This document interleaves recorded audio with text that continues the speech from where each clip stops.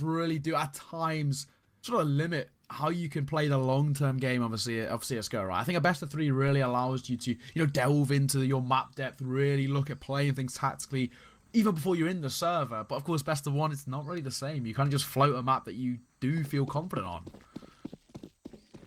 Well, confidence is key, and I wonder what it's going to unlock here for us on Ancient. Looks like iNation going with this early mid-util. I kind of like it, keeping Marten guessing as to what's going on, but they've got the perfect read. Three of them pushing in through Cave. Choivy, he's set up ready for this with the P250. They're all going to come swinging in. It looks like somebody's going to be hard steering him, and he just can't hit the shot. Beautiful stuff from Marten to be able to get themselves into the B ramp. But with all these T's here, the fact that they muster up the opening kill is absolutely magical. But Dragon will bring it right back. Still, one-for-ones aren't going to help them out in this situation, and no more one-for-ones are going to be had on this one. Holmes has got two. Donkey's got a second as well. And it's just all going to be up to PTK. The Glock against the world, I don't even think it's planted for him. I don't think it is at all. PTK, and this is tough, right? This post plant it's deep, but I think it's too deep. Easy clean up at that, and Mackie makes it, as I said, look easy. First round collected, Marten, a perfect start as well. But we'd have to say maybe an expected start. We've kind of spoken about this again off camera, but I mean, Ancient is probably, I don't think it's even an argument that it is the most CT sided map in the pool, right? Oh, 100%. 100%. Did I give you what I think would be good changes to this map? Go on, hit me. I'll save it for the next round because you know if Marten clean up here, it's an eco, and I can. Yeah. It's still early time. Yeah, exactly. Good start though. I mean, 1-0, full utility coming out, and of course, for iNation, the positives they got a bomb plant. Bomb plant does mean they can get somewhat of a buyout. Look at the aggression coming through. The flash is so good, and Choi's gonna find the first kill. Tech 9. Range. Oh no, it's the Galil. Actually, I thought it was the Tech 9 that got the frag. On a 4v5, there's not that much util left in the defense. Only 2 nades and a flashbang. I believe they have a kid or two dancing around. Actually, no, they don't. So, time also isn't going to be ticking in their favor. Is Duo or whatever. I can't. Ed Zuo caught me by surprise. It's Zuo, there we go. He opened things back up, but that doesn't look like it's going to be enough just yet. Headshots continue to rain in for both sides. And now as the dust settles, it's a 2-on-2. I really like this elevated angle, too, from Choi. It could catch somebody by surprise. Catalytic and hard clear it, though, and now it's all up to the man in Maki. Can he find this? Absolutely not. Doesn't even consider that it's still going to be over towards the A tunnels and just goes to defuse. And that's why you got to keep your eye on rounds like that. I can't be talking about map changes when we're seeing round changes. Yeah, exactly that. I mean, iNation really well played. Sometimes when things aren't really going your way, just step up the tempo. Really get in the CT's face. Don't allow them to set up. And they make that a very uncomfortable round for Marten Gaming because they consistently are caught in transition. Nothing they can do, and of course, one by one, found the frags in their favor, and just like that, Marten Gaming, economy shattered. It's just going to be the pistols coming out, and you'd expect iNation to find a second here. G-God sitting close to that Eagle, trying to find something, but PTK, he's just got the accuracy down pat. As G falls, it looks like the A-bomb site looks to be under siege once more. Smoke still blooming in their face. There's even more to stop them from getting back in, and Dragon has to the tally. At this point, iNation, it looks like they're going to start to return some normality to the buys because Marten forced up into this. You're taking a save next round. This one's already done. iNation have already done well to find 2. Now, I always talk about this on T-sided maps where there's a hidden liberty. You don't have to pick up like 5-6 rounds in a row. With iNation picking up 2, soon to be 3 here, you only really gotta like find 2 or 3 more rounds to consider this a decent half. Exactly that on T side especially. However, the CT side are making it at least a little bit expensive. Yeah, that's their game here because you're not winning it like realistically. You just want to find some guns, bring them into the next round, heighten your chances of getting some kills. But for the most part, it is going to be that eco. Everybody's sitting around 2K a pop. Catalytic, the only person is not in that margin at 32. But now, I can tell you about what I think would be a really good map change to this map in general. Now, notice how you don't. Where would you say is the op duel on this map? Like, well, I think. Obviously, some people like to hold in towards mid, but mainly over towards site, that ramp position. Post up by stairs, that's a pretty common angle that you see. Boost up this box and you see them making their way there, right there by B. That seems to be one of the more common lines of sight. So when I think of this map, I don't see a clear op duel. Like, let me ask you this. Where's the op duel on Vertigo? Well, again, I guess you could, yeah, it probably would be over towards ramp when it is consistently, you see them peek over there. Mid. Or nuke. Outside. See what I'm saying? Yeah. Yeah, I get what you mean. There's one clear, Yeah. you know, position in every single one. And I don't think that exists here. Now, I think, right, because I hate how A tunnels is formatted. I think it makes no sense. I think, here's what you do. You probably back the CT spawns up a bit. In fact, maybe move it more to the left. And back it up just a tiny bit, or make the entrance to be a bit further away.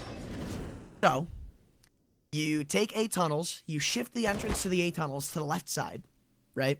Okay. And you make it a deep op duel all the way to plat, right? Ooh, So the okay. CTs and Ts can, there's your op duel. And to make it more impactful, you keep that sort of 2-lane way in tunnels, where that second tunnel doesn't actually continue to go to A. It splits off into donut. So it makes your A takes easier, it puts less meaning on the CTs having that early duel in middle. And all in all, it makes the map more rounded out because you can't really have 3-1-1 as a commonality. Yeah. Yeah, no, I like that. I like that very much. It makes complete sense. Thank you for coming to my TED Talk. Thank you for I'm French Tech Talk. There we go. Well, this round is more or less done and dusted. Well, not more or less, it is done and dusted. There's nothing really that Marten can do here. Maybe find a couple of consolation kills or one. Even that would be a big ask, to be honest. But very likely to happen. It'll be iNation finding a 3-1. And already has to be said, pretty good start. I mean, 3 rounds on T side is not bad at all. And of course, they're starting to build up themselves a pretty decent bank, right? Which means that they have that confidence going forward, not a concern that, well, you're playing on the back of their minds. Things are looking pretty good. You also got to remember, like, they lost the pistol. Like, Yeah. I think this, I mean, obviously we've only seen 4 rounds, but so far, the biggest impact has come down to that A-hold. Look, that is one of the parts of the map where as a CT, you can get creative on this map. That's where you need to get creative. You know what I mean? Like, you have to sell some presents in A tunnels, or you have to do this or that. You can't just play static on that bomb site. Yeah, no, spot on. And I think another thing to mention as well is that so far, Dragon, he's come out the gates flying. He's such a strong performance from him, consistently finding those entries as well. And the fact that you have one person who can make that much space, I say that, he's finding through the smoke. Will this change things now? As I was saying it, now it's left to, there's people with at most 2 kills left on the team. Uh-oh. Well, pause that thought for a second, because Skipper's going to go ahead and trade out his teammate. He was a little upset with how things went down in middle, so he'll put things into his own hands. And now, Marten Gaming, again, you got to get creative. In a situation like this, I definitely think you take control of Donut and you take control of Cave as the CTs. It's kind of like losing mid on Mirage. You have to make up for it. You have to make it little, like, not really impactful that you lose that part of the map by taking...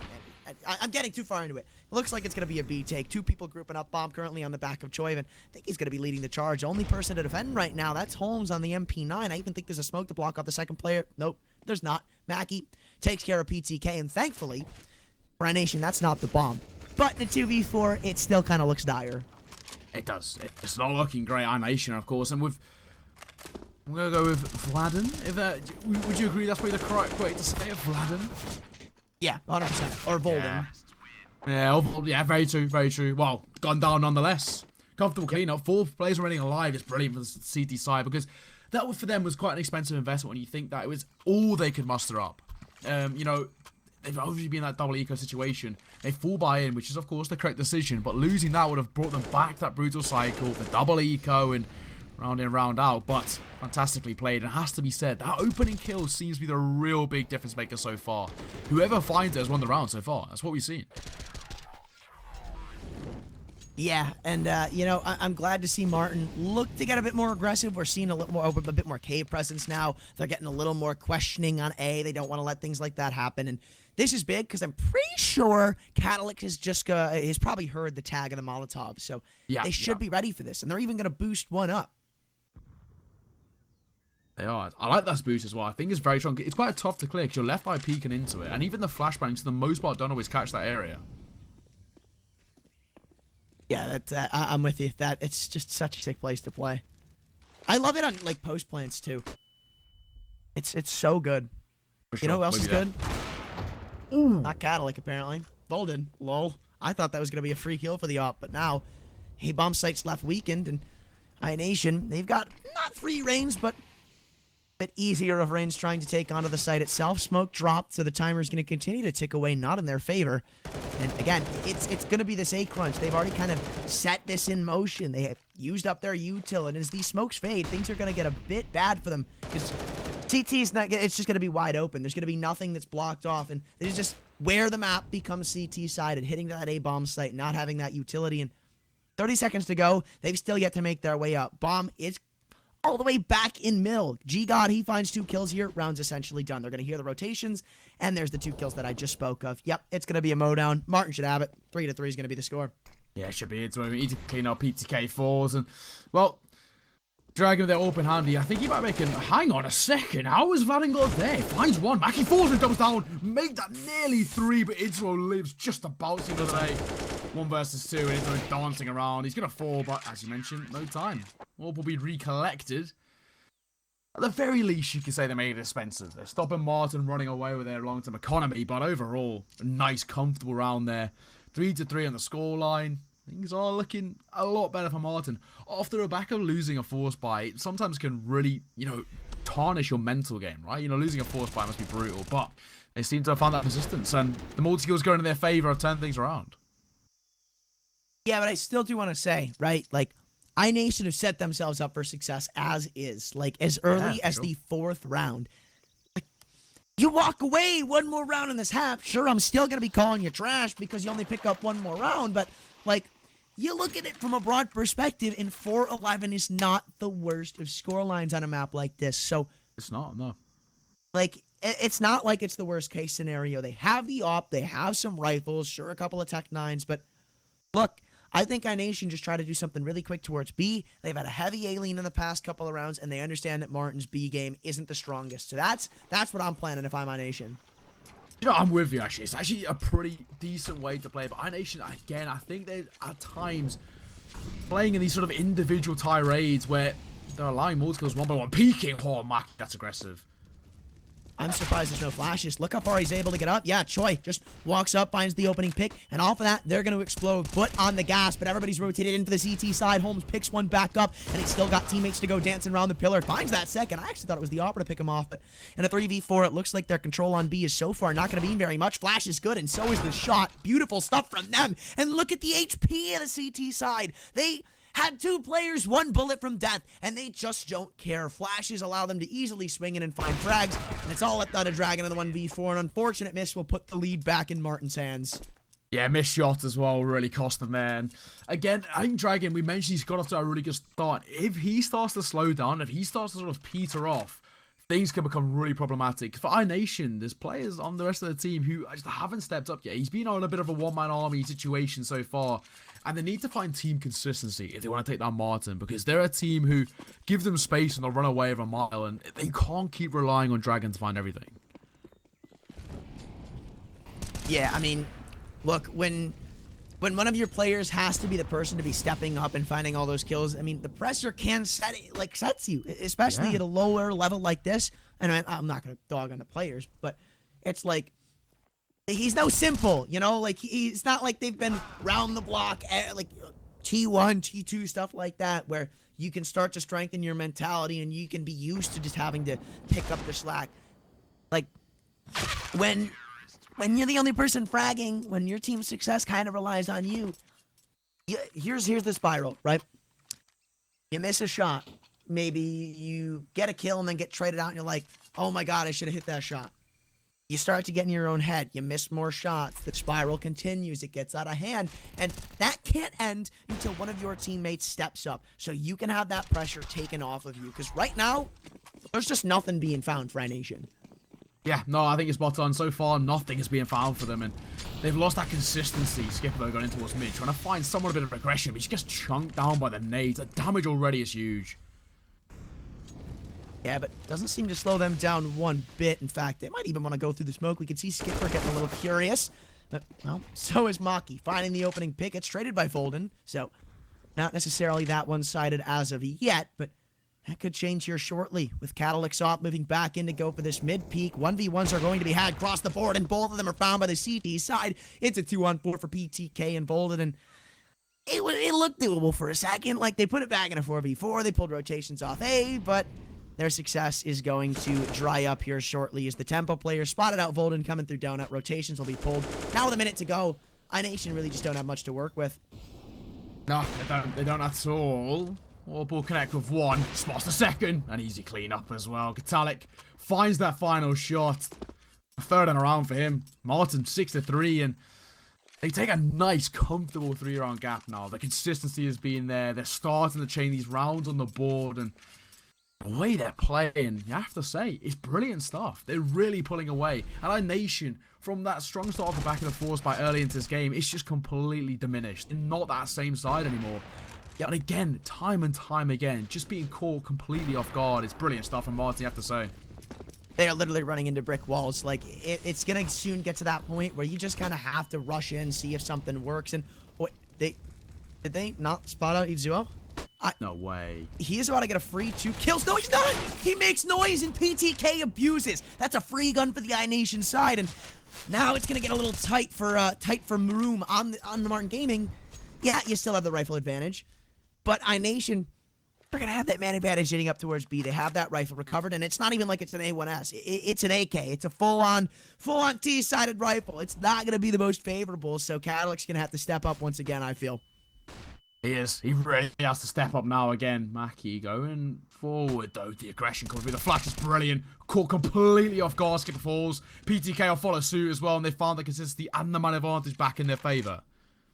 Marten is just playing this so smart, man. Like, you could see they understand when they need to get some information, when they need to find out what's going on, and they're trying to ease up the pressure on the A player, who already kind of has to do so much by default by saying, you know what? We got that kill in B ramp. We know there were more there. Let's flash in and see what's going on because it's gone quiet. And it works out well for them. They find the pick. They see that nothing's there. They can pull a rotation of B, which actually just found a kill. And now on a 2-on-4, Marten Gaming, this one almost looks undoable. The site take's actually going to be commencing now, but still missing a smoke. It's not looking that great. Holmes finds one on the A1S, leaving it all at the Choive, and he'll be good to find one, make that 2. Spray is good, but Holmes is better. 2 for him. And Marten up by 4.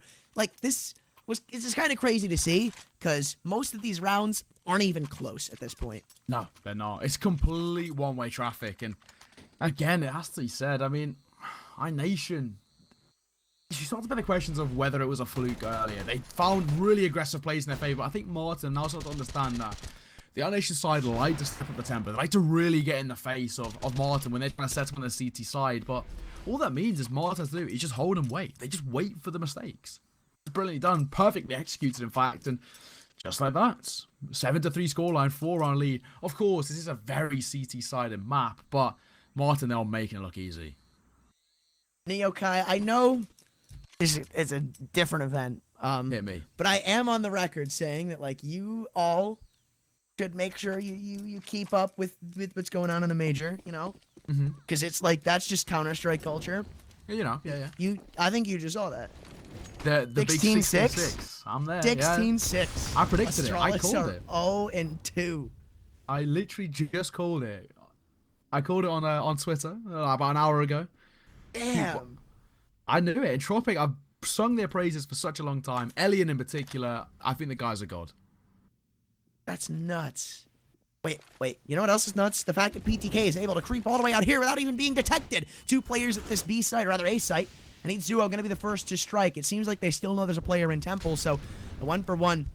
I don't know if that's going to help out Marten Gaming too much, because they're still going to have to play retake. Molotov, I thought it denied the bomb for being planted, but no. Able to punch in the digits is going to put him in a really favorable situation. Good kill from PTK, but you can't let these 1-for-1s continue. You have to win these convincingly, and that's not what you're doing. It's all down to a 1v2. Skipper, it's left to his shoulders, and he's not going to be able to find it. Holmes, another massive multi-kill.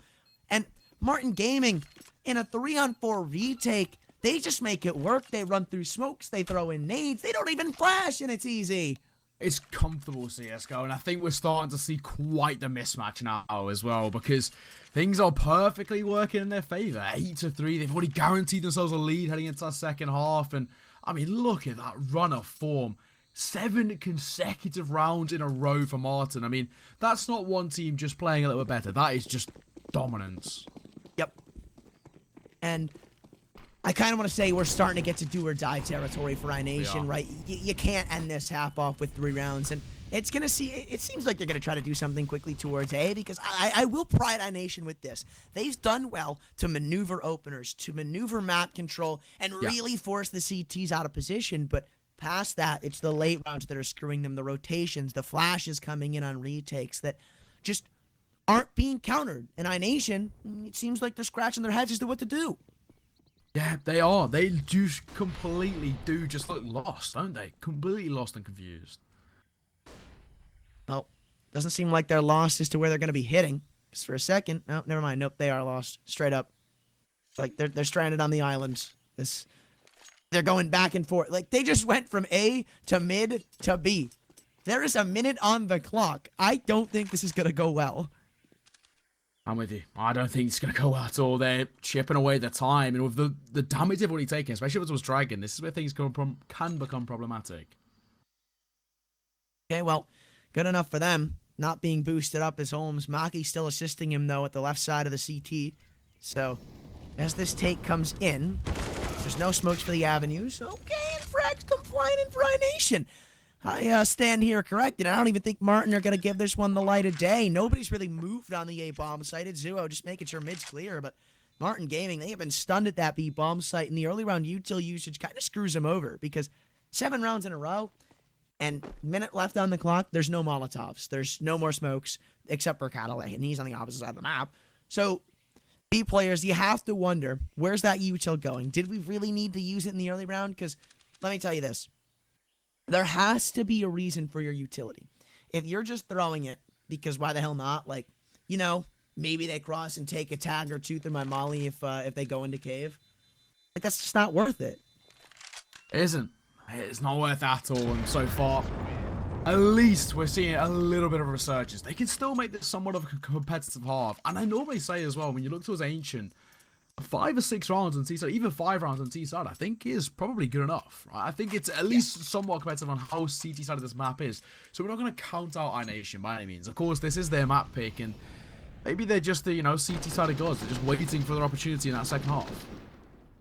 I will say, the way they're playing Ancient right now leaves me very curious to see Inferno, because their T side, as I've been sort of saying, it's really good at maneuvering those openers, and I feel like the late round might not be as difficult, because retakes are not the name of the game on Inferno. And if you can win a bomb site, like 3v4, 4v4, sometimes you literally just say forget it on Inferno. So maybe it'll be a little comfortable for them. That being said, obviously we've never seen them on it, so I'm not going to take that too far. Yeah, so far, we just wait and hold. When I say that, Katalik, brilliant shot, takes some nade damage, but he doesn't care. Beautiful shot there. Holmes will find one of his own, and 1 this T-side just being chipped apart, and the nade makes it even worse. Oh, man. I really thought, I don't know why, but I saw the kill on the feed. I saw Choi shooting through the smoke. I was like, no way, he just brings that back. But no, he doesn't. It's a 2-on-4.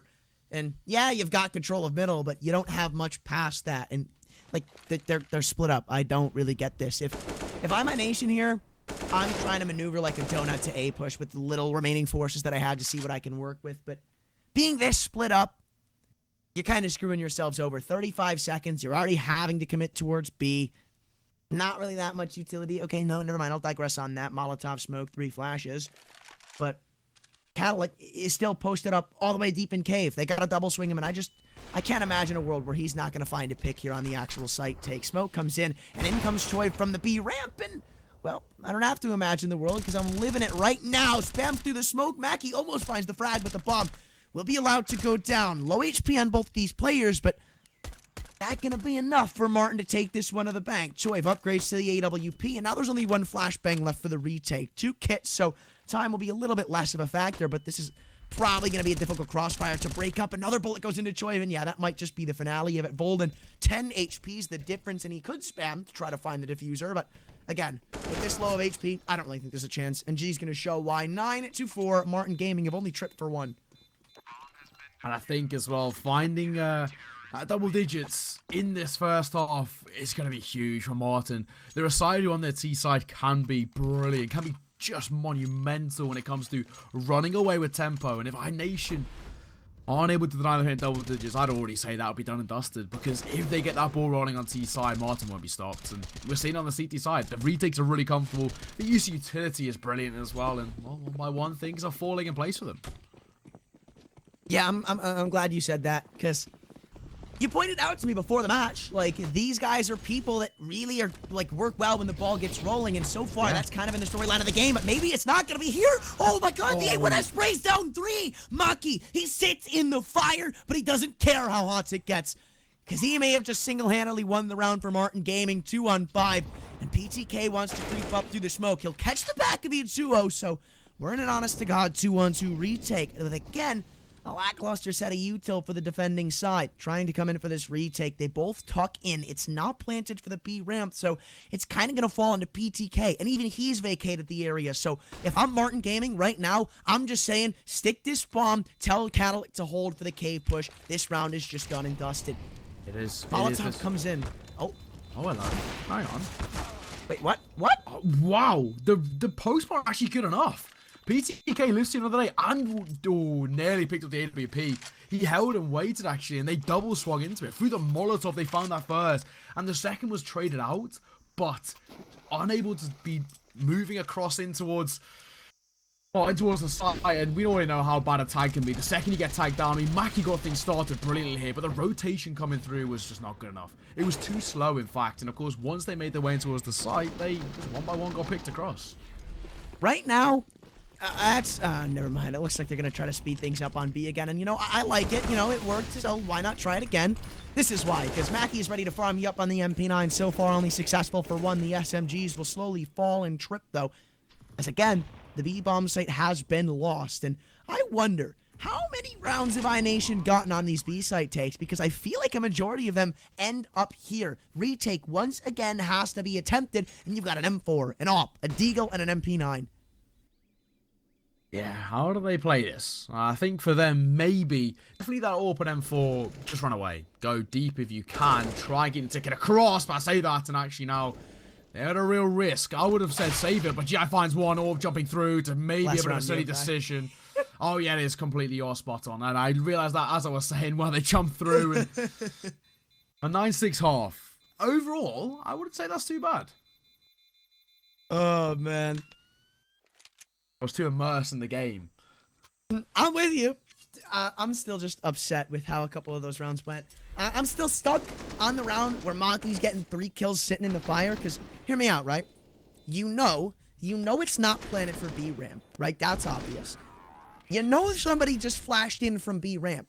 So what you do there, because you have 2 kits, you have somebody sit and stick behind the pillar, and your AWP of Catalyst just posts up for the cave run out. That's an easy win, and this would be maybe even 11-4. But now, you've given iNation a really good chance to convert their map pick. That being said, looks like Marten are going to be the first to strike gold on the pistol. That's a good start. If they win another pistol as well, that could be very, very strong for them. Look at exposed that Excite is. Ooh. I like the nade, and I like the shot from Bolden. So, they play this retake intentionally, but how well will that pan out for them? They have no kits, so yeah, they've got the smoke to drop on the bomb, but a full 10-second, it's not going to help you out very much, I feel. In comes that smoke. I believe it's placed at the B ramp. No, it goes on cave, and the spam from G finds one through the smoke. So even though it's a man up for the CT side, again, the 10-second defuse has to come in. You're maybe not clearing out the B ramp that well, and they're still continuing to stick the bomb. What the hell is going on? What kind of shenanigans did we just witness? Man, that was nuts. She-God sprints through the cave smoke, bursts the Glock, and finds the diffuser for Marten's dead. Wow. Jumping through as well, the aggression coming in. That's huge. And just like that, Marten find double digits, but again, that aggression was such a big factor because iNation, they could not set up properly. They tried to make the retake work, but the multi-fragging ability from Itsuo coming in was huge. That was it to seal the round. And Diego just being that little flank into his cave, brilliant stuff. And that's 10-6, and of course, as we expected, a much increased firepower for the T-side compared to iNation, who've just got an MP9 and scouts supported by pistols. Yeah, and it looks like, again, they're just going to try to pound the rock up at B. Volden's ready for this, but he can't muster up the shots, and Yeah, that's already the round fallen with it, I feel. Even though damage has been inflicted on Damaki, there's really nothing you can do past this point. Maybe a kill or two come back, but Choi, even just trying to recover the Galil gets taken down. It's a 1v3 for Skipper, and he's going to skip his way to a save, it seems. Dances back in, and maybe he should have kept looking the opposite direction, because it's an instant shutdown. Marten find 11, soon to be 12, and you're one rifle round at that point away from losing this game. Yeah, this is becoming tentative. It has to be said, iNation in a bit of a rough spot. Of course, second part of the double eco. Again, the most they'll pick up is maybe an upgraded pistol at that, but they want to try and stick around that 2k mark. That's where you want to just keep your economy at base, right? If you want to be able to pick up Bike into next round. So Marten, this is seen in their eyes maybe as a bit of a freebie round, but we're not going to cut anything. We've seen them work before. Uh-oh. You see what I'm seeing? Oh my god! Neokai. We see 5 HE grenades, and we see all 5 of them on A. It's an A take from iNation, and in come the nades. Bolden finds the first. Choi strikes next, and that's the bomb. Another one gets dunked in. Hell, it's ticking lower and lower as time goes on, but is it going to be enough? They've only got one Desert Eagle. They're all going to come blowing out. The Deagle finds one. The USPs come in for the swing, but it's just not enough. The stack, it was perfect. The nades, they were flawless, but Marten Gaming somehow come out on top. Oh, that was it, wasn't it? The nades flooded their way in towards that A main position, and it looked like it was going to be done and dusted. But the opening 2 kills went down as well. I became increasingly concerned. But fortunately, Marten lived to see another day. They picked themselves up a 12-6 scoreline. It took a little bit of individual brilliance as well to secure it. Holmes, a quick 3k. Just like that, a 12-6. But the full buy from iNation is the real test. Oh, man. They played with my heartstrings, and for what reason? Oh, dude, like, look at the nades, man. Maki already down to 51, and it's going to be another full-on A-site take, not stalling for anybody. The smokes and flashes come flying in. They know Choi sits on the back of the site, and he's just going to dip away. PTK, same with him, trying to tap up to the CT smoke. Almost finds the kill, and the nade goes back for a good bit of damage. The great equalizer, it seems, as the bomb goes down. We're in a full 5-on-5 retake. Smokes, flashes shouldn't be that much of an issue for the retaking CT side. The only question is, will they be able to muster up the kills? Because with the aggressive position of Catalyst, I don't think they're going to be ready for this. No, Volden most certainly not. Caught off guard. And now we're looking at a 4-on-4. The crunch coming in from Temple. Catalyx just going to try to sell in the fact that he's going to flank them, but no. He goes around to Dona, and now everybody on the CT side is going to have to be worried. Smokes come in. Catalyx, he's got to hurry it up, and PTK is going to find the kill. The smoke doesn't actually go on the bomb. That one should just be the end of it. 2-on-2. Kills come back and forth. The CT side somehow comes out on top in the interaction, but with no kit, there's no time. And Marten Gaming, by the skin of their teeth, win another round. Yeah, it's huge. I think the biggest thing about not only winning that round is, of course, for iNation losing 3 players there. Again, you look at their economy, it's not great. You know, Radon on 3.5, Choi on 3.75. It's not the strong economy you want. They can't be picking up comfortable weapons, really, with the utility alongside it. It's not the sort of situation you want to be in. Of course, we'll pick up a full buy, but it's about consistency long term, and that's where they're starting to struggle out. Well, so I do say that. Marten Gaming have brought in a double Mac 10 situation, so maybe another aggressive play, another step up in tempo where they're really trying to put iNation on the back foot. Yeah, no, they are really just running with this momentum as you spoke of. Like, they do not seem to care at this point, but maybe they should show some caution because iNation, they're not going to let this score line get to them. The Yacht pushes up in middle and finds a kill. Opener traded out by G will keep things in a 4-on-4, but there goes Skipper through the sandwich wood to find another. iNation, well, I thought for a second that could be equalized once again, but looks like they're going to be sitting cozy in a 4-on-3. And bomb still needs to go down. That's the real sort of testing situation for Marten. If they can get that down, it keeps them in a consistent position. Still, flashbang coming towards mid. They want to get that control, regain that control, and they've got it. Now, of course, what's the decision of it? Did they go for the split, or did they just go for a one-way push? Donut would not be a bad decision. Oh, PTK! Oh, he could have been the great equalizer. Choi's nade brought it back, but a little too over-curious there. Keeps kills in the favor of iNation. Choi still wants to find something with the FAMAS, moves into Donut and catches the back of the duo. He might just find them both. HP don't matter, neither does the gun. Beautiful stuff from iNation to finally get on the board in the CT half. 13-7. Finally, we're starting to see somewhat of a little turnaround. They've picked up their first round. It did take 4 consecutive rounds on Marten Gaming. What we've seen them turn it up. And now, of course, they need to find that consistency that Marten ran away with it in that first half. On CT side, you'd hope for them to be able to do it. It is generally those maps that are seen as more CT sided than not, but I don't know, iNation at times have just looked a little bit lackluster. Yeah, I mean, I don't know. That round was super convincing for me, though. I hope they can keep that up. They have to at this point. They should be able to because they're only going against the Pistols, but imagine they drop like 3-4 players here. Like, yeah, even that might just start to settle this game. Never mind. Well, opening kill going the way of the CT side. I'm looking primed and ready for an 8th. Maki gets a kill, don't at me. Uh-oh. Uh-oh. Uh-oh. No. Oh, my God. You and I both saw that. Oh, I thought the fate was about to be tested. Oh, Volden, he goes down to 39, just barely not being scraped up by the Desert Eagle. Thankfully, that nerf comes out to help him. Uh-oh. Uh-oh. He's going in for seconds, but Volden continues to creep away. He wants nothing to do with that Glock. Maki, he hears the spam coming in from the NBK area that... Yeah, it's just Glock v AK. I don't even have to tell you who's going to come out on top of the interaction. Perfect round for iNation. Keeps money start to build up. Comfortable stuff, expected stuff, and I think the biggest thing that really Marten were looking for, at most, a bomb plant, which is pretty unlikely, let's be real. And of course, if they can make it expensive, it's better than nothing. But not going to be the case. iNation, consecutive round collected, which has been at times hard done by, has to be said for their side. Now we're starting to see it. With the full buy in their hands, that's where the real tests have come through. And so far, they've passed them with flying colours.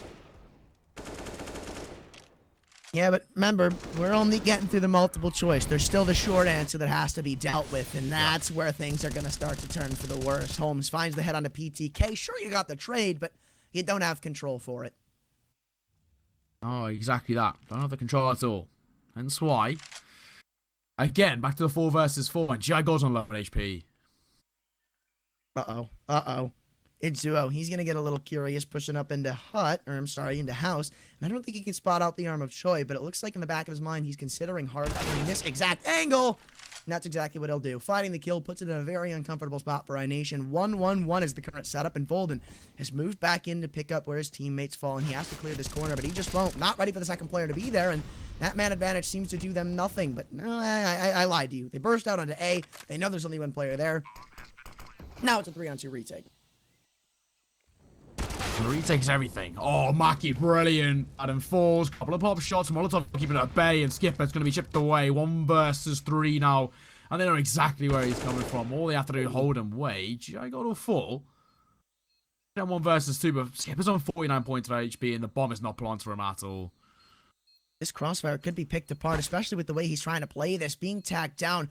Maki, if he swings in, he is the straw that breaks the ice here, but he'll just hold his nerve back away, and he knows as the timer ticks away, he's going to try to find the frag on the exiting CT player, but he's been able to at least dip away with the AK-47 before the things get too far out of hand. 14-8, Marten. It looks like this game could be done. iNation, I mean, look, 50 side of Ancient, you still got money. You can get a rebuy or 2 in before all is said and done. But they have to convert and pass those 2 rounds where it was one convincing rifle win, then an anti-eco. It's just been back to the same old Marten game and convincingly picking up these rounds. Yeah, I think the biggest thing is the convincingly part, right? Because that even for the most part, Marten gaming, every single round, they make it look pretty easy. They, for the most part, keep the majority of their players alive. But even when it's their low buys, they always make it so expensive. So iNation are consistently in this really tough spot. And we'll see now, 14-8 the scoreline, and Marten just 2 rounds away from the all-elusive 16. What is this play for Marten? There are 4 leaned up at A, but Maki's over at B, bomb right to his side. So it looks like maybe I think they might be going for like a QB sneak kind of play on a full rifle round. It all depends on what happens at A. I think that's really the protocol here. If things go awry, if they get the kills and pull rotations, then Maki's just going to go plan on B, and they're going to rotate to B, try to defend. If it goes well on A, they'll give him time to rotate in. They'll probably win the round, and yada, yada, yada. You know the story from there. But in comes the site take, and in comes 2 players. Ichigo's found the first, but they haven't cleared out for Choi on the backside box. They have done well to pull rotations, but not enough to leave the B bomb site vacant as of late. Yeah, the rotations still need to come through a little bit quicker. Of course, man advantage collected, and iNation will themselves try and slow down their tempo. They're in now a position where they can, well, play with some sort of comfortability as the T side. They've got 40 seconds to work with and still need to get that bomb down. Well, it all comes down to this interaction in middle. If it's won by the CTs, round done and dusted at that point with a combined total of 21 HP on the back of the Marten Gaming T side. There's not much more to this than death and fatality and destruction and all that jazz. But maybe a couple of kills can come back, start to limit the money of the CT side. You did just force them to rebuy all of their weapons, so not the worst case scenario, but it looks like you're just going to consider the save. And Neokai, this round, Marten Gaming just tried doing way too much. They were stuck in the vacuum. That was a set strat. That was a set strat that they expected to go well. They throw the A fake. They're like, nice, we got the pick. We go B. The problem is they had no info on what was going on in the B ramp. And that's why that goes awry. Because Dragon pushed up with the ult. Like, he finds that kill to go back in iNation's favor. And yeah, there's still a player on B. But if Dragon isn't there, let's say, then they take B. That's what they expected. They expected to have complete control of the B ramp.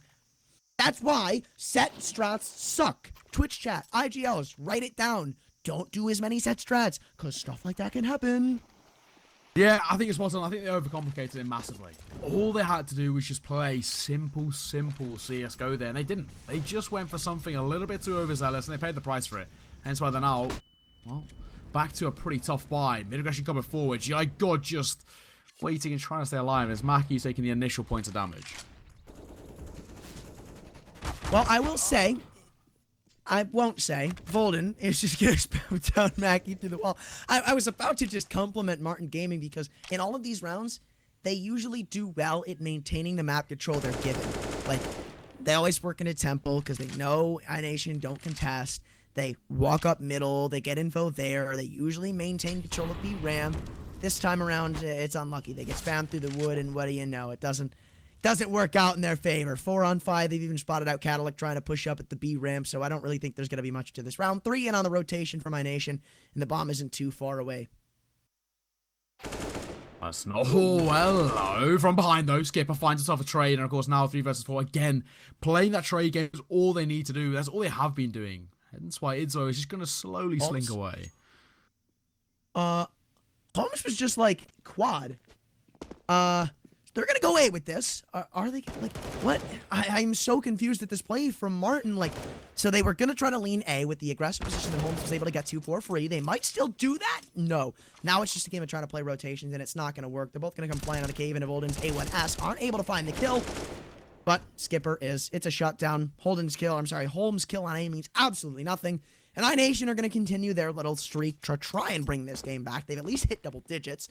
And being down by 4 on a map like this is not the biggest of deficits. So iNation, they can still rock our world.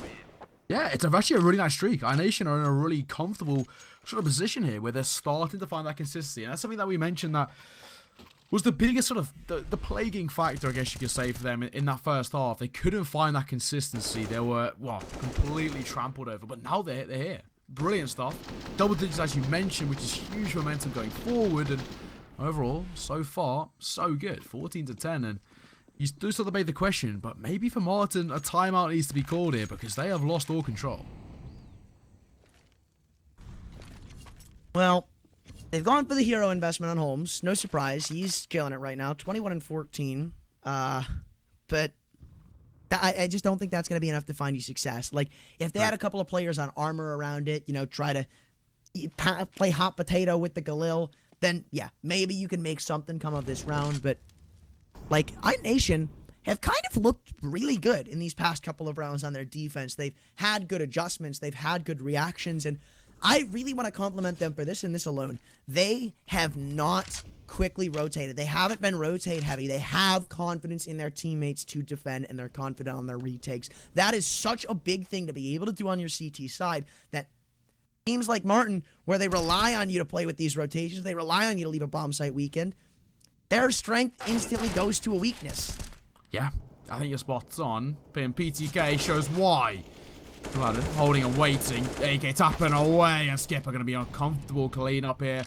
One by one, this Marten gaming side are falling apart, and this T side is looking lackluster to say the least. Holmes has at least found one of the Galil, so they're not going to go away empty-handed from this round, but you're close to it. Maybe you can muster up a bomb plant. The CTs aren't in the angle too, but Maki, you have the bomb, my friend, and nobody's telling him this. Holmes swings in, he's like, dude, get away, but George just mops it both up. I'm surprised they didn't go for a stuck bomb plant there, you know? He clears out the left side, he gets the kill on B, you might just try to punch in the numbers, get yourself some extra cash in the next round, but now, I mean, you're looking at another eco, and I think it's single-handedly because of the buy that Holmes brought into the previous round. Yeah, I think a bomb plant was a bit of a necessity there. You want to be keeping in, you know, that consistent economy, as you mentioned, consistent full buys coming out, or at least, as you know, the sort of a decent rifle coming in. Maybe not an AK, but whatever you can muster up. But it's not the case. Dragon boosted up in towards his aggressive position, a missed shot. We'll trade it out. Easy, easy. Don't need to worry. Don't need to worry. He's got it. That could have been bad. That could have been. Look, man, we could sit here and say about what could have happened all day. But, did it? No smile. So, now it's just going to be left up to a couple of deagles to try to clean things up, but there's nothing more to it than death again. Catalyc, with the Desert Eagle just sitting back outside of T-Ramp, hoping that somebody gives him a peek. Maybe he can catch one when this smoke fades. A CT gets a little impatient, over-aggressive, and you know, then you're looking at a Killer 2 coming back, but he's made a footstep, so iNation know what's up, they know what's going on, and they should just be able to find this frag. 12-14, and this lead that was once so triumphant, it was, what, 14-7? It dissipated in the blink of an eye. It's a really, really good resurgence, you have to say, from iNation, and they're showing that they've come here to play, to the absolute least. We sort of expected this to be maybe a little bit of a walkover by Marten, but all that control, that dominant start they had is really falling away. And this goes back to what we were saying earlier. You know, just by finding at least 5 rounds on that opening half, on that T side is good enough. We said it can be good enough, and this is exactly why it can be good enough. Because iNation, since coming onto the on their CT side, have been a complete new leaf in terms of the roster. Yeah, and I think it kind of falls with them not taking control of middle anymore. You could see how comfortable iNation are getting in that part of the map, the fact where they're having 2 people just walk up by default, right?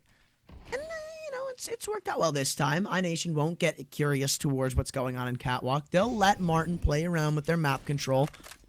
But is it going to be good enough for them? I mean, they have 2 in cave. This should mount them with a pretty good defense, especially the angles they're playing. Wait, where's Volden? Is that Volden I think he's with? Okay, no, I actually really love this. So, Volden, is he playing tucked? One of these players, I'm pretty sure, is playing tucked anti-flash in case they get, you know, blinded off the angle. And then goes for the refrag. But, damn, won't be tested this time, Sag. It's a nice idea, in principle, and at least they've got that control, and they've got the security of that position as well. Well, looks like they're going to take their business elsewhere, and that elsewhere, as the A bomb site, is 4 of them group up, getting ready to move into Donut. Nobody's here for the CT side, so it's going to fall into the Op Dragon and find the opener. 35 seconds. Op Duel is incurred in Donut, and it only mounts him with 1 kill. Now, with the trade coming in today, it leaves it all into the shoulders of PTK. They're weary of a second man being here, but they aren't able to find the kill and reimbursement just yet. He gets 2. That's big. Bomb site lost, but it gives time for Toib to come in on the rotation. It's all up to Holmes, and he's nowhere in the vicinity. Skipper shuts him down, and iNation, 1 round from making it the distance, from taking us to the guaranteed 30-round margin, and taking this to a tie game. Yeah, they have made this a 1-round affair, and I think maybe, I have to say, I'll even hold my hands up, maybe slightly slept on how well, in fact, iNation can play on their CT side. We knew they had the potential on their CT side, but you would have expected Marten to keep up the consistency after a pretty decent first half. Them 9-6, for the most part, you say, is a relatively comfortable heading forward. They've really thrown this away. They've choked this big time, and 14-13, they're 1 round away, iNation, of making this, as you mentioned, a full 30-round affair. And with just the pistols, you'd expect it to play out like that. Uh-oh, though. There's only 1 man to defend A right now. That's Choiv. They've got a rotation in from PTK, though, and he's going to come through to smoke to find 3. Looking for the 4th. What is that shot? Oh, my Lord. Holmes, the top bragger for the T side, left in an unwinnable 1v5. He's tapped away for PTK, no ace for you, and he's weary of another man in Donut. He'll find another headshot, so could get costly for the CTs here, and if he spammed that smoke, he would have had a 3rd, trying to reload the A1S. They're pushing him down. They won't let him have a chance, and Skipper gets it done. 14-14. We are tied up, heading to 29. It's any team's game. Well, at least we know we're now definitely getting the full 30 here, because, I mean, these 2 sides, they are something absolutely, well, they're neck and neck, aren't they? And I think this is really showing again how CT side of this map is. I mean, it really shows it brilliantly. Marten, a 9-6 in their first half, a comfortable CT from them. And now turn to their T side, it's all iNation, all in their favour. And Holmes got integration towards mid, being chipped away by Nader's Choi to finish him off, and he finds a second too. Now, I mean, I like what Marten tried to do there, but it's just missing the flashbangs. It's just missing the coordination. And, I mean, the fact that that Molotov gets smoked so late kind of screws them over as well. And now they're instantly left in a 3v5 without one of their best players, Holmes. And it's left up to Maki and Izuo, I feel, who haven't been doing that hot. Now would be a time to step up, but iNation just gonna go back to turtling on the bomb sites. You don't have to get aggressive at this point, right? You can let them come to you. You can afford to go 1-for-1. Marten Gaming have just lost potentially 8 rounds in a row. Yeah, I mean, whew, this is I think to say a choke is an understatement here. The T side just look a shadow of their former selves. Nothing like what we saw in that first half. Okay, well, they're gonna just try to hit this B bomb site. 2 CTs still stacked up in cave. They're both not looking the right way, and Volden somehow flicks for them both. It doesn't matter what direction he's looking. He is still gonna be a mad lad to find 2. Nothing more than that, but as Catalyst gets crunched in from middle, his avenues of success in this round will slowly begin to fade away from his grasp. 28 seconds, and he's got a little bit of an indication of somebody being here, but he's not going to be looking the right way. And PTK, he locks in 15 for iNation, map point, in a game they should have been nowhere near in contention for. Yeah, now, of course, if you look over towards the T side, it's going to be a bit of a mixed bite to the least. You know, we've got Galil's coming out, which is not the sort of firepower fact you want to really take a turn here. And for Marten, the question is, it's a tough one to call here. What do they do different? They've tried to go aggressive, tried to step up the tempo. It hasn't worked. They've played things slow and methodical. And again, time and time again, it has not worked. iNation are completely outplaying them. And you have to give them the credit. Mid-control is their priority so far. Holmes will lead the charge as he just goes slowly. Oh, no way. That's the bomb as well. Imagine if he goes down here. They're even going to hear Maki, right? Yeah, they hear him stomping around, and he's not going to do the right way. He kills Choi. That's going to be a false sense of security. PTK's got him locked in the middle, but he can't find the frags necessary to make it meaningful. Skipper should be taken down, but Izuo jumping over gives him second win, and he'll find them both. That may just be it. You could be right. But the bomb going down gives them a little bit of an opportunity back into it. It's up to the Galil of Catalyst and the AK of G-God. Health, maybe not in the greatest standings for him. Puts him down to a one-hit headshot from any of the CT rifles. They're all coming in from CT spawn side. So somebody's going to have to go big, and Catalyst has to stay alive. G-God's nowhere near him. He can't afford to run. He can't take the time. The peek comes out from Catalyst, but he can't find the kill. He goes back around, and we're going to be going to overtime. The 2-on-3 post plan is won by Marten. Oh, that is stunning. Fantastic in the post barn. It looked done and dusted, but just that smart play to go for that full rotation in behind, and that's all that was needed. 15-15, and OT is where we head to. An unexpected OT, has to be said, but one all the same. Credit to iNation to take it this far from what was a pretty strong half, but well, both of these two sides inseparable as we head into, well, past regulation. Marten starting on that T side, iNation starting on the CT side as round number 1 of OT number 1 gets underway.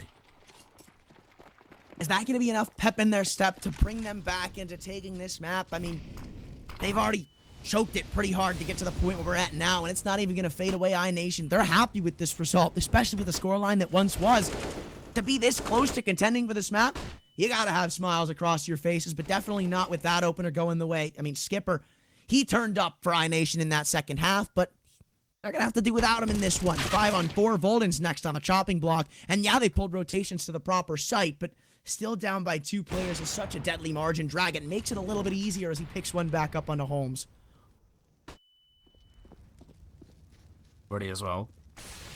An advantage, Clayton. We mentioned how important that was in that first half. It didn't seem to make too much of a factor for iNation. They seem to consistently find retakes in their favour. Oh, gee, God needs to be careful, though. He could be caught in transition, which is all the more awkward as he slowly moves his way over towards that mid position. There's still so many iNation players over on B. They're so confident this is going to be a B hit, and by the time they know it's not going to that side, it'll already be too late. PTK, we've seen him hold from here before, though, so it's not like it's undoable. With Choi picking up that kill, the pressure's on. The flash is good, but the shots are missed. So Marten Gaming get a little bit of free pathing out to this A bomb site, though. There goes the bomb, and trades go back and forth in the favor of iNation. Maki left with the op in a 1v2. He only picked up one this round, but iNation, man, they have really made the ground rumble in this one. In the 3-on-5, they survive with 2 players. That's kind of unthinkable and unreasonable for Marten Gaming to be losing. That's huge. Really well played again. As you mentioned, the 3 versus 5 is the biggest thing. That should be a guaranteed round. And for Marten Gaming, on their T side, they're consistently playing on their own. There's no crossfire set up. They're not going for just takes as a team. They're just doing individual plays, which to some degree work, because they may find kills here and there. But we're seeing the real teamwork come out from iNation. So far, so good. It has to be said. 16-15. Stunning stuff. We are now 9-1 in CT scorelines for iNation. A arguably more dominant CT half than Marten's was. So that's saying something with how this game started out. And look at Dragon. Walks up middle, says hello and goodbye to Izuo. And again, just another disadvantageous situation for Marten. Could strike fatality because iNation, they're not... Look, I don't think they're going to be throwing this one away. Like, this could have been closed out in regulation. I don't think they're happy with the way it ended off. Yeah, I don't think they will be. They should have, and they probably should have as well. And now, hence why we're seeing this real high progression come through. You feel the damage coming in, but it's not going to be good enough. Maki dropped to 56, and, well, the T side are in... Well, they're stuck in a rock and a hard place, really. Skipper, though, he could be in the exact same boat with an Alper walking up B ramp. Nope, he backs away, so... It looks like they still might be considering this B crunch. A smoke comes to the B ramp for Maki, and this is not an angle you really want to be peeking, man. This usually there's a crossfire set up here, but it looks like he's got some confidence in finding the kill. They've tagged up Skipper, so they know players here. Maki continues to hold, and he'll bring one back. So we're back into a 4-on-4 with nobody on the B bomb site right now, and this is well known by the T side, who are just going to sprint their way up at the ramp. Smoke's off the left avenue, so they can actually cross over. Then this will be a free bomb plant. Maki through the smoke finds Bold and blocks the Molotov, but damage will still be inflicted on a G-God. He's running out of health, and he's running out of time. 2-on-3. And the retake, again, has to be won in an unadvantageous situation. They've been here before as well, but the biggest thing is Maki and Holmes have both taken some pretty significant damage as they make their way slowly, and Maki finds one. Choi 4 is all on to PTK. He's giving away his ruse as well, finds a little bit of damage, but on the retake coming back in, Maki collects again, finding a quad kill to his name with 1 point of HP left. 16-16. This game's tied back up, and Marten off the back of some individual prowess from Maki. A quad kill to his name. Marten just about will keep this game all square. And now I gotta wonder, right? Is that gonna be enough for Marten to take it? Because both of these sides have, with all due respect, kind of had shaky defenses, I'll say. iNation, even though they have looked stronger on theirs, like, I don't know, something about it just kind of rubs me off the wrong way of, like, is Marten just going to take this one to the bank past this point? Maybe not. The bomb's been dropped. Fracken fights at no scope, adding to the second. In tunnels, the smoke blocks him off from getting any assistance, so he's kind of on his own little island, so picking up 2 was absolutely massive there. Choi is spammed through the smoke, so they understand that somebody's still going to be here, but are they going to be able to find the kill back?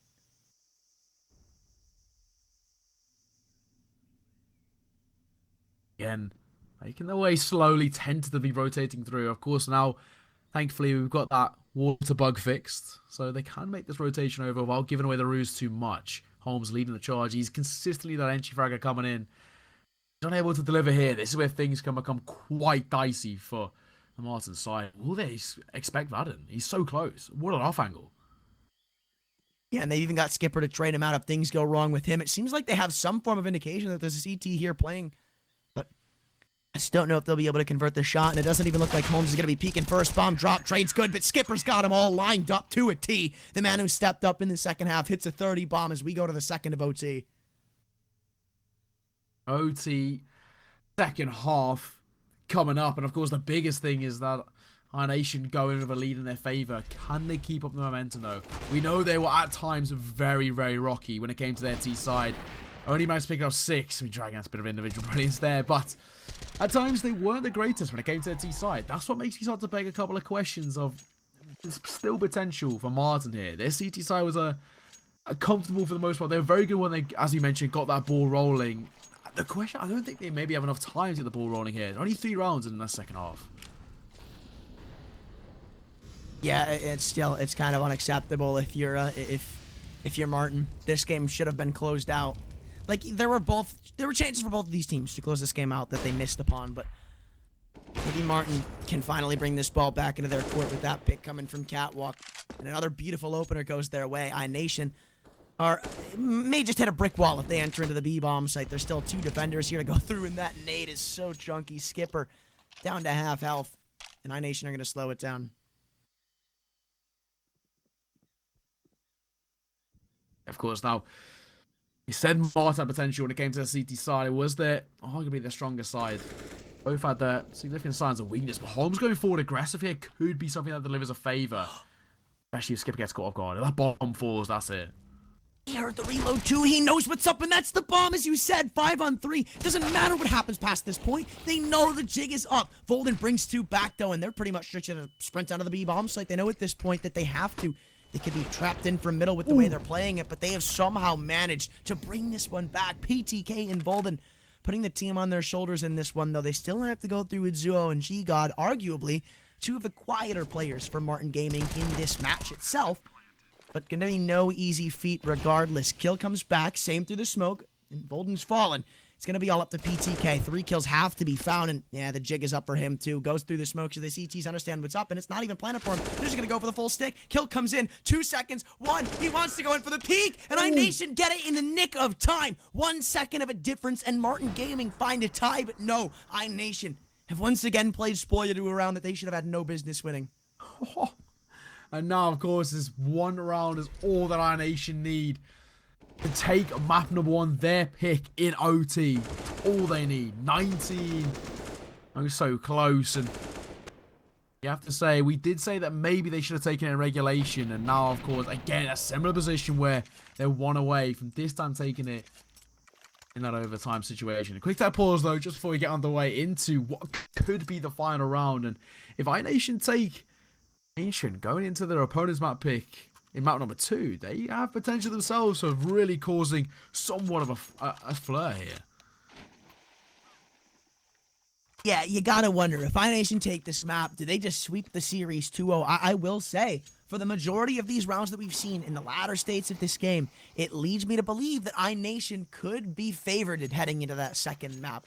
How they've been playing their CT side has been really well. The rotations and the rotations are my big question, because those matter like a big deal to have success on your CT side of Inferno. Like, here's what I'm seeing from iNation, right? On the CT side, Dragon, he started to feel his groove. He was moving around the map, being mobile, finding openers. And then iNation as a team, the rotations were phenomenal. So the CT side, I feel like it's only going to get stronger now over on Inferno. No, I think you're spot on. I think you're absolutely spot on. Of course, now, okay, so the aggression coming in from the CT side. Holmes looking for the information. This is something that Marten Gaming need to utilize, but Maki could be caught isolated here, full blind. He's going to fall off. But they haven't cleared out Cave. It doesn't matter. Holmes misses a couple of shots, and that's enough for Choi to extend this lead. 3 on 5 for the game. Marten Gaming, it astonishes me. This game should have been theirs time and time ago, but it looks like now it's unlosable for iNation. 1v3 on the cards, maybe. Itzuo brings one back, but the bomb's been planted. 4 HP, a nade, a smoke. But is he even going to be allowed to cross back to the bomb site? Dragon's on the off, but 1 stray bullet through the wood means the end of this map and heading to map 2. And especially going against Volden as the other player, I don't like it. Doesn't matter, though. Dragon's going to find the frag. 19-16. iNation take it in overtime.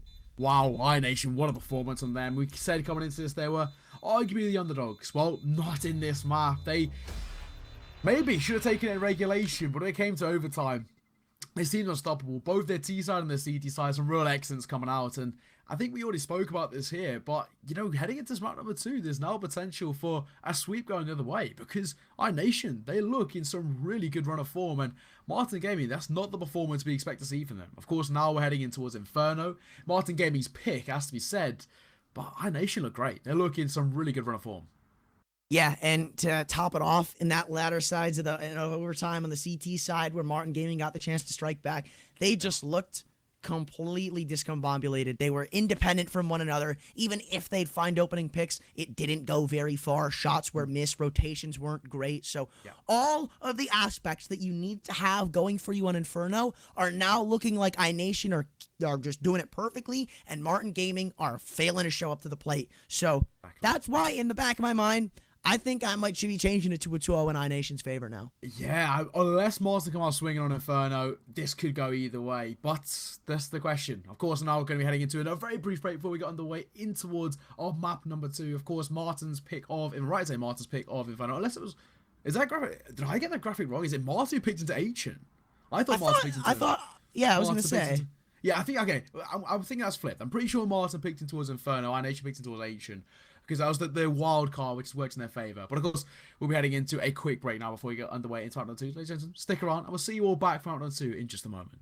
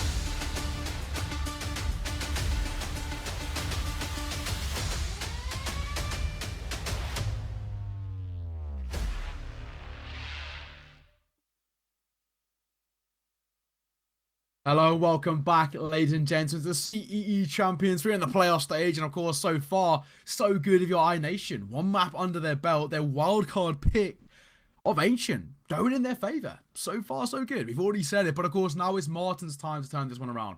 Can they turn around is the big question as they head into their map pick of Inferno. Yeah, and I mean, arguably, Ancient should not have been theirs. A 14-7 lead turns fatal. 19-16. Like, 12-2. That is the round spread. Or I'm sorry, 15-2 is the round spread. Something like that. Something like absurdly stupid.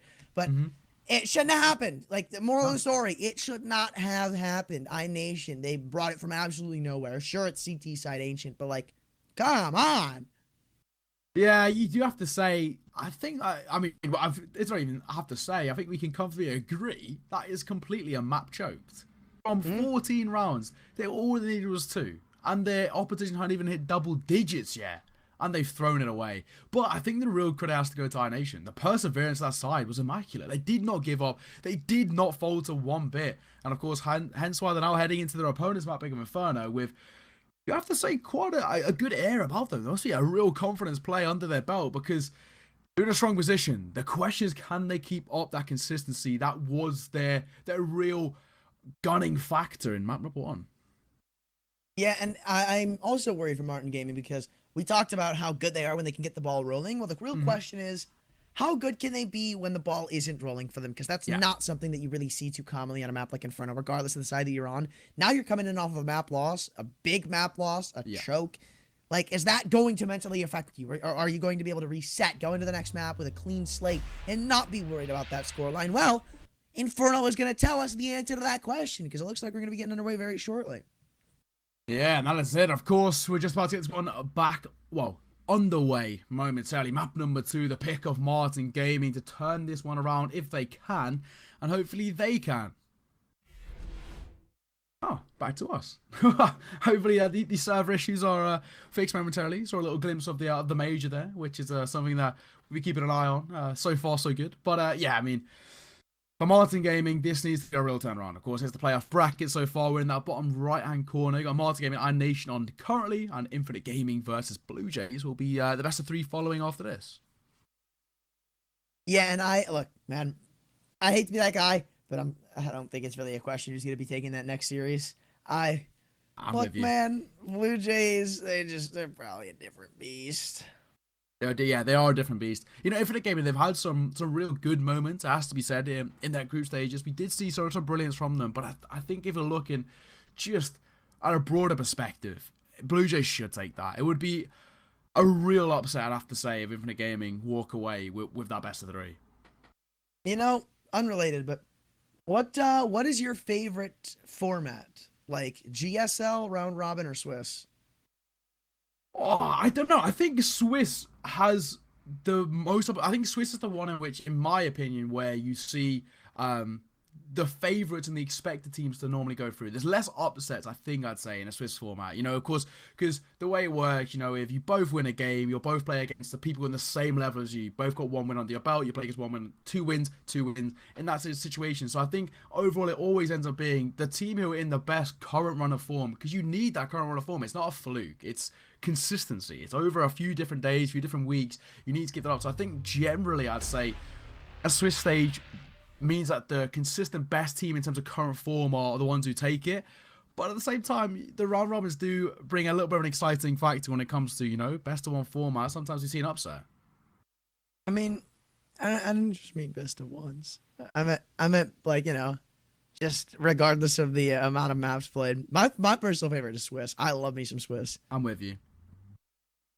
I think it's the format that helps, but I think both have definitely their sort of benefits, right? You know, of course, the round robin at times allows for quite an exciting narrative, but it can be slightly confusing. I mean, we saw in the major. I mean, well, that getting into that qualifiers was I was confused to say the least. It was like, you know, if this people win by this many rounds but lose by this many rounds, it was a confusing time for all involved. I do like how we're both kind of just in agreement of like, you know, you got the two titans of it, like, you know, the Swiss stage, the round robin, yeah. You just got like, you got the little brother who can just kind of go sit in the corner. GSL, it's, With all respect to TOs, GSL pretty lame. Yeah, I definitely think it's definitely. I think it also depends on timing. Sometimes as well, you need to just like really smash up games, and I suppose can be a little bit long-winded. I think is another thing. There we go. Yeah. Just, a knife round, which was meant of no use, because of course we're picking into exactly where we're going. Marten starting on that T side is their map pick, and iNation starting on the CT side. And now we get into the real meat and potatoes, as we like to say. This is where things get started. iNation a comfortable map under their belt after their wildcard pick of Ancient worked out well. The question is, can Marten answer back? Well, it's gonna have to change. Well, like what we've seen recently from them, it just cannot continue. We have to see them able to play more as a cohesive unit and have more of a reasoning to their gameplay. Like, we can't keep seeing them just like overcomplicate things, send one man up to try to find kills. Like, it's just not gonna work. So, iNation, this is definitely a map that I feel like is going to lean towards their favor, at least at the start, and with this pistol, because the ringmen are stacked up B to try and counter this. If Marten Gaming sitting close on the wall as Choi, if the duelie's not able to find success, the trade is in, but still a very long line of CTs they have to go through. Two of them just vacate to the bomb site, caught by nades as they cross back, but they bought plenty of time for rotations, and they have continued to add up damage. Look at this. Skipper's on the flank. They're pinched into B. You're stuck for this B take, my friends. There's really no going back at this point unless you run him down, in which case you just have Skipper's fallen, so it's a 2-on-4 that Marten Gaming are again going to overcomplicate. This overcomplication is a continuous, but look how low HP it is for the T side. Smoke coming in and Dragon. All he needs to collect is a couple of body shots. Doesn't even able to do it. Inzero finds him. And leaves it all down to PTK. Marten, they're going to find a pistol around here unless PTK can do something monumental. There is a combined total of less than 100 HP on the side of Marten Gaming. And that's nuts. It's insane to think. Like, not even a kill's going to be brought back. iNation, that is a questionable play. See, here's where it gets questionable, right? Hit me. I mean, I see what Skipper was going for in Banana. I really do. He wanted to try to make sure that if they were actually crunching up to the site, that they were there. They're pinching them in. They're finding the frags. The bombs are going down, stuff like that. But Skipper just needs to be playing like deep Banana, not in logs, like back towards T-steps. So if he does miss that shot, which he did, and if they do rush them down, which they did, he can back up. He can try to play the time. He can still keep them somewhat honed into B and buy more time for rotations. But without it, it's like this is what happens. Yeah, and this is exactly what happens where we see and now. iNation posted up with just the upgraded pistol. It's not the most comfortable buy, and Dragon is just going to fall away. He had a real opportunity as well with Dragon earlier. Just unable to convert a couple of body shots.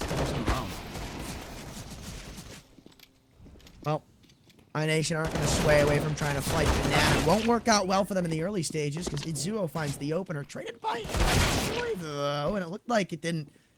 It looked like for a second, Dragon could have just mowed them down coming up to the A-bomb side, but they were weary of his position. So this will just be a round locked in for this T side, or will it? A Galil's been picked up. Galil's been recovered! Okay, headshot comes in there, and you could be seeing an entirely different round. But on 16 HP Volden, there's really not much to say about this one. The force buy, it was close. I'll give it to you. Closer than most usually are, but looks like his luck's going to run out. He's just going to save it, going to the next round, head in hands, as Marten have to. I do. That's exactly what's going to happen, of course. Like, Galil being saved across is a silver lining, I guess you could say, but it's not the position you want to be in. iNation, they converted that force by last map, and that arguably was one of their strongest factors. They were very good at converting those really uncomfortable rounds where the Battle of the Eco is such a prominent factor. This time not the same. Marten, 2-0 lead. comfortable 2-0 leaders, the long-term economy starting to look all the more fruitful. And you look over towards the CT side, it will again be the second part of the double eco. 2.7k is the sort of the main money we see for the most part, and the only thing we can really expect is if they wanted to, a couple of good pistols around that kilo. It's not going to be the easiest. Yeah, but I do want to see what Volden can do with it on his back, because we saw him making some massive plays over on Ancient, so by no stretch of the imagination is he a lackluster player to see on a weapon like this, but still, you're going to have to put something around it, whether it be a kill, whether it be a recovered gun. It's not going to be an ace for him. I'll tell you that right now. As good as a player as he is, it's just not going to happen. Flash into car, though, and a couple of players are blind. It doesn't go for the full swing, so there's potentially a kill there onto Izuo, but it doesn't commit.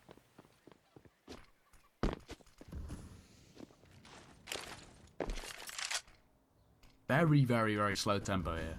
Marten Gaming, I think they're actually more not aware of any sort of buy coming off iNation, but they're just curious about a gamble stack. Hence why they're just tentatively playing with the utility and waiting for an opportunity. And Dragon and PTK, this crossfire posted up, could be something that can net a couple of kills. Yeah, but remember, I mean, Marten Gaming would have to end up taking Arch with this, which honestly, I wouldn't be surprised if they don't. If they just set it up lane, try to get util for Moto and such. Not too uncommon for the CT side, or for the T side rather, and even so, we see rotations coming in, the corner it's peaked from, and Dragon, his advantageous position is going to be falling. Skipper falls onto his Deagle, and there's not any shots connecting, it seems. Flash is good, he finds one, make that two, no, PTK stole away the second, so hold your horses here for a moment, because with 30 seconds to go, they've been able to muster up a couple of kills, though turning around, Marten Gaming have actually somehow been able to manage a way out of the B bomb site. Izuo, in fact, who is leading the charge, which surprises me, right? Because you gotta remember, if Volden commits to the peak off of that flashbang, he finds Izuo, and that's an opener going for iNation. You're looking at a 2-on-4. Bomb not able to be planted in that situation, but like again, I could keep talking about ifs and buts all day. The case of the matter is Marten Gaming on a really nice post plan at B. They are. Postman sets up, and of course now this retake becomes all the more tougher. Katalek waiting for that banana rotation to come through. The only real question mark is into a low on HP. Galil dinked as well, but still for the majority got the health. I say that Choi finds himself one traded out before he himself falls. Izuo 22 points of HP in a dream to keep this flawless start, but it's not going to be good enough. iNation, it's very close. I don't think they have it. You're right. Oh, they don't. Oh my god, the skin of their teeth!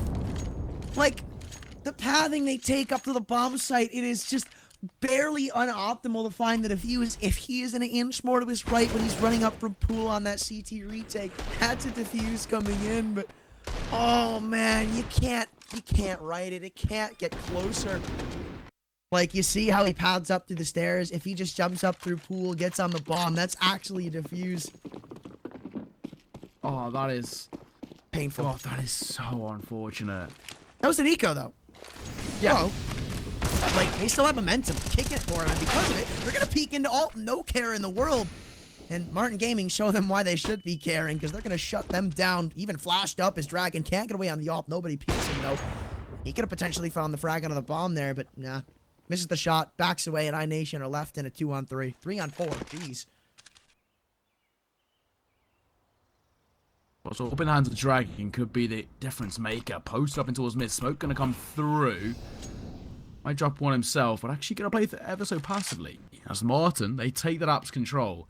And for the time being, may I say, it's pretty much uncontested. They're going to let them have that sort of area. Gonna be an A take, and this gives all the more potential for PTK to farm them as they come out blinded up as the teams. They don't even get the flash off correctly, though. PTK is still mitigated in his role, only finding one, leaves it up to Dragon. And well, there won't be a smoke bloomed up Moto instantly, but the bomb is still allowed to be planted. And at this point, if you're iNation, you might just consider the save.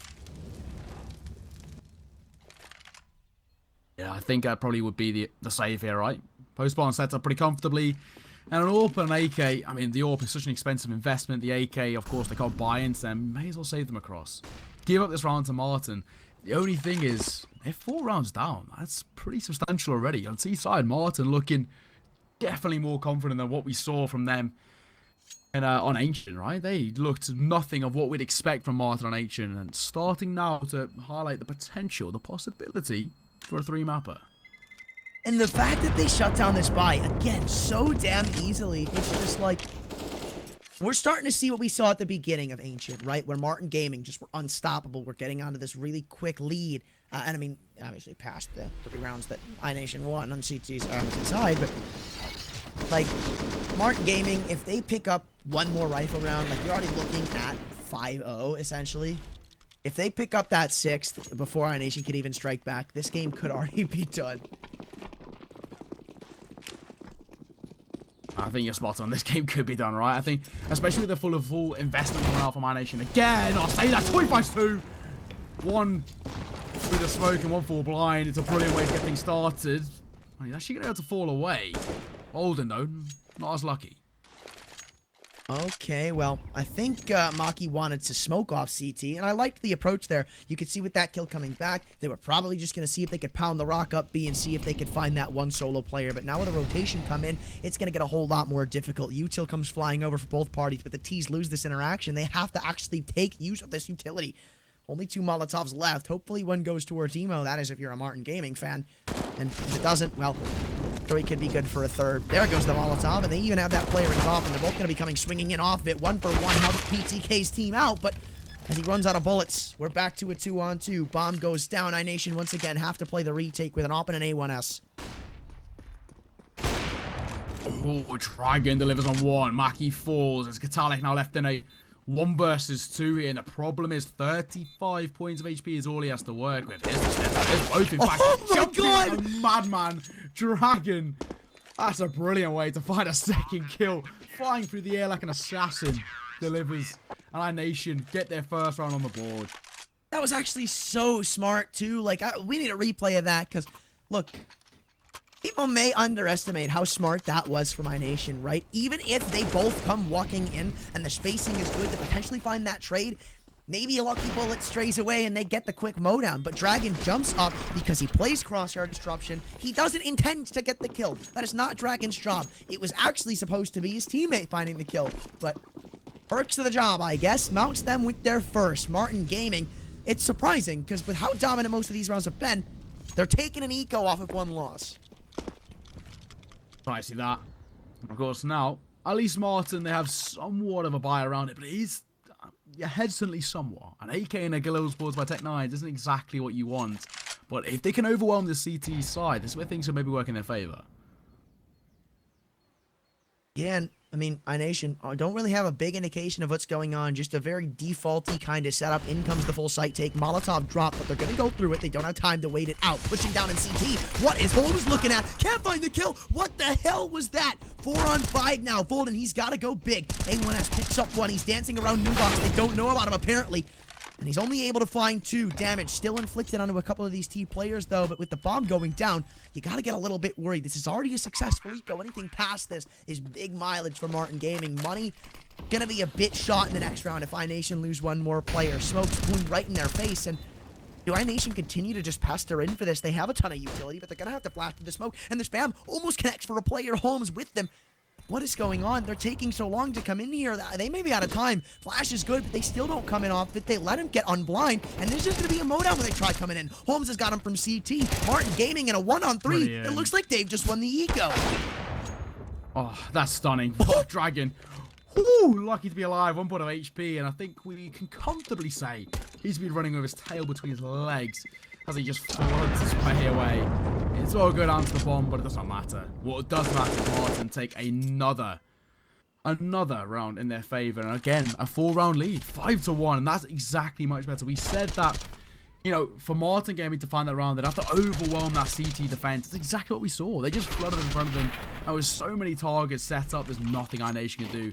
Those 2 players over towards B were completely flustered and overwhelmed, and well, comfortably, a 5th round collected.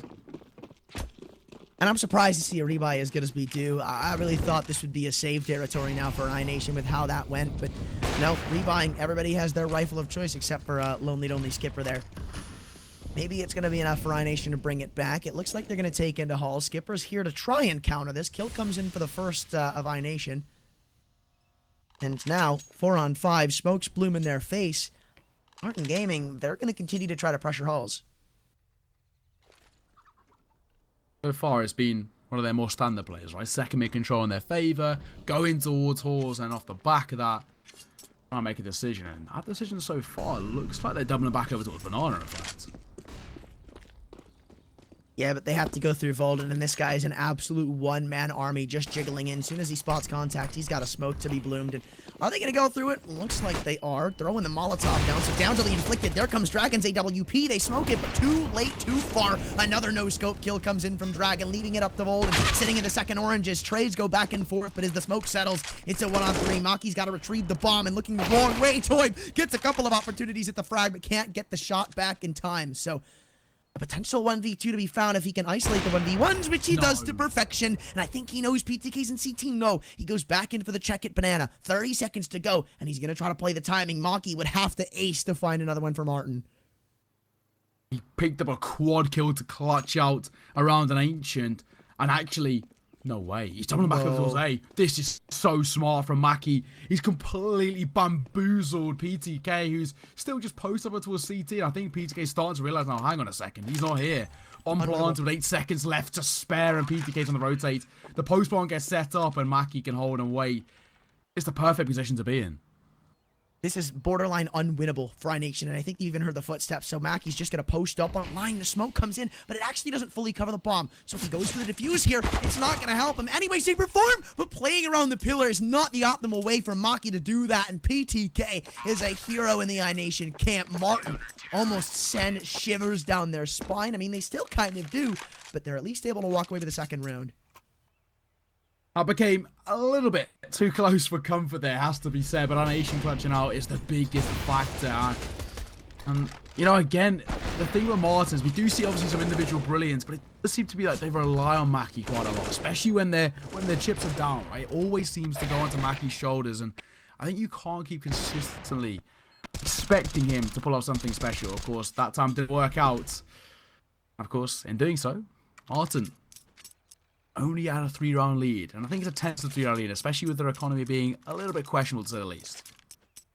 I mean, we did kind of say that for iNation, not Marten, but iNation in that first game, right? Where it was only Dragon really performing, and somebody needed to step up to take the weight off of his back. That's like, as you said, it's kind of what we're seeing with Maki, where everybody else is kind of quiet. Nobody's there to, you know, complement his frags. And yeah, sure, Marten Gaming are up 5-2, but eventually that luck is going to run out.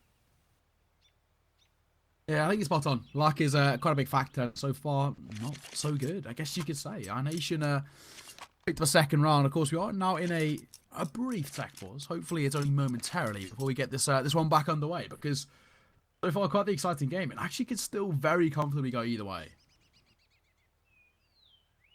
Yeah, no team is really in the driver's seat to take this one just yet. Especially with a map like Inferno, it always delivers on closely contested affairs.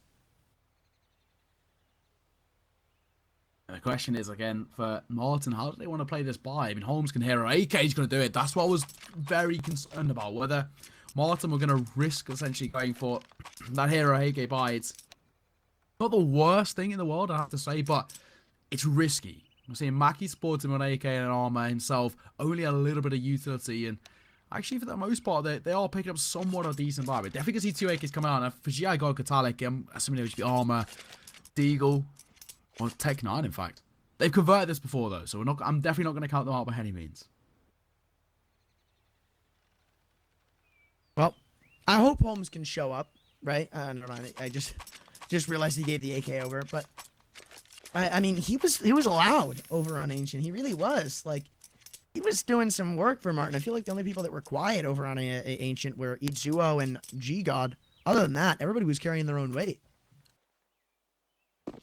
Yeah, I think you're spot on. It was everyone's sort of a team effort, right?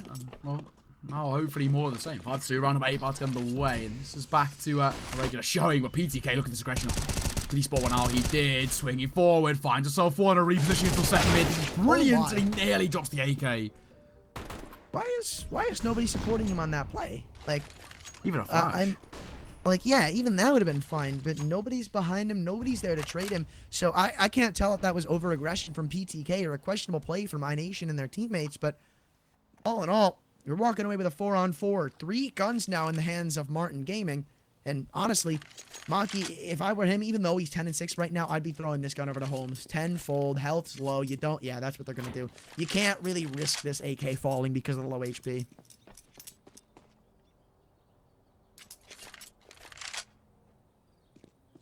Once again, full versus full, but the thing you mentioned is that low HP on Mac, right?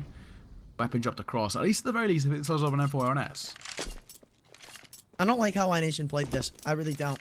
Because right now, they have no information of what's going on across the map. They're kind of just hoping that it's an A play at this point, right? Let's say they were up car and this was a B hit, then this would be an entirely different round. Yeah, okay, no, now this is good. Golden spots out absolutely nothing in bracket, but in doing so, he's given up a free 1v1, and overcommitment is big for the Marten Gaming side because they're just going to push up A now, which should be weakened for them. They're going to slow it down, though. Maybe I was a little too overzealous on that they're going to push up A call. Because for a second, it looked like they could have just gone in for a rotation to B. Skipper not able to find anything from the balcony. And thankfully, Dragon picks one back up in pit. The timer is taken away from him. And the bomb's thrown back down. Choi's running it out. He doesn't have to commit, but it doesn't matter. They both swing together. Holmes finds his kill. And Marten get the 6th on an eco round. I've done it once before and they do it again. Again, all they need to do and all they understand that they need to do is overwhelm. They're brilliant at it. They get right up in the CT side's face. iNation, they're unable to deal with it. Again, I like the aggression coming into mid, but the thing that we spoke about was the lack of support, right? You know, it was a one-man tirade and... Oh, for iNation, you've got to say maybe that's a round which should have gone their way. You know, you're coming in with just a double AK setup and to throw that one away and to be back down by 4 rounds. Not the position you want to be in. Yeah, and now these setups are completely disconnected, by the way, just for you at home who are wondering. The big thing with Inferno is being able to rotate in. Thankfully, they're going to back up to the bomb site, but like right now, if you're iNation, this is still too overcommitted because by the time you fall, you're not buying time for your teammates to rotate in. It is just the eco, but we've been seeing stuff like this the whole game. And a nice shot from Choi will keep us in a 4-on-4, but I don't think there's going to be too much past that. Well, it's comfortable, isn't it, really? The CT side, one by one, being picked apart, expected to be picked apart, and look what's happening. Guess what we can really expect from iNation? Maybe make things a little bit expensive, which we'll see. Skipper drops out GI guard, but that B side completely exposed. Bomb to 4 momentarily, and oh, round number 9 going in their favor. Yeah, I mean, sure, iNation did a little more damage than I initially expected, but it's still the exact same predicted outcome. 7th on the board for them, and iNation are really... Wow. All right. Damn. Yep. Wow. Sit down. See you later. As we were saying. Awesome. Oh, man. I need to see a replay of that, but I can't remember. Who fell there? I have a horrible memory. Was it G-God? Whoever died in church. Yeah, Whoever died in church, I need to see that perspective again. Like, yeah, I need to run back on that one. Holy. Just don't. That threw me off of my course, man. Yeah, that was wow, that was something. Please doesn't take away that. Yeah, it doesn't take away from that. Of course, the fact that it's 7-2. You might see it again here, Maybe. Oh no, we're playing. So it wasn't G-God. Oh man. No, that was later. That was Catalic. Yeah. One tap, dirt nap. Yeah, left, right, good night. I like that one better. I didn't know. I honestly, look, I feel like it's a common phrase, but I've never heard it. Well, left, right, good night. Yep. Oh, no, I keep for special occasions like that. Even though it's essentially only like a right and then good night. Yeah, true. True. There's only one. Still works. Still applies. I do like this though. Like Marten Gaming are showing a lot of respect to iNation. Like, even though they've been converting these rounds in usually convincing fashion, like they know that iNation like to play aggressive, and they're not gonna toy into their hand of going into them solo, giving up opening kills. They're gonna slow it down, try to play with iNation. And right now, I gotta say, I don't think this is gonna go well for him. 4 players in bracket, but the first kill goes the way of the T's. After that, it should just be a whelming of blue in the kill feed somehow. Dragon is left by his lonesome on the A-bomb site. He'd have to pretty much find all of them. Smoke comes in from Boiler, and it looks like, again, Marten are just going to switch it up, go to the opposite side of the map. Bolden's staying strong with the A1S, but 3 on 77 HP, I feel like that could be out of his pay grade. I think you're all right, especially maybe for the CT side. Well, it actually really depends on Folden, who finds one spot as well. Re-peeking in, delivers a 1v1 bomb dropped, and 25 seconds. Oh, he's gone aggressive as well. This is so smartly played at Ray. Delivering through the wood. Folden, that is a special round for the Arsenal. That is one to go in the montage, because that is just something brilliant. iNation find 3, and Folden goes huge. What a massive play from him. Look, after a round like that, you have to convert 2 in a row. Right? Right? You can't just do that and then lose the next round. Pain gaming. Like, you just can't.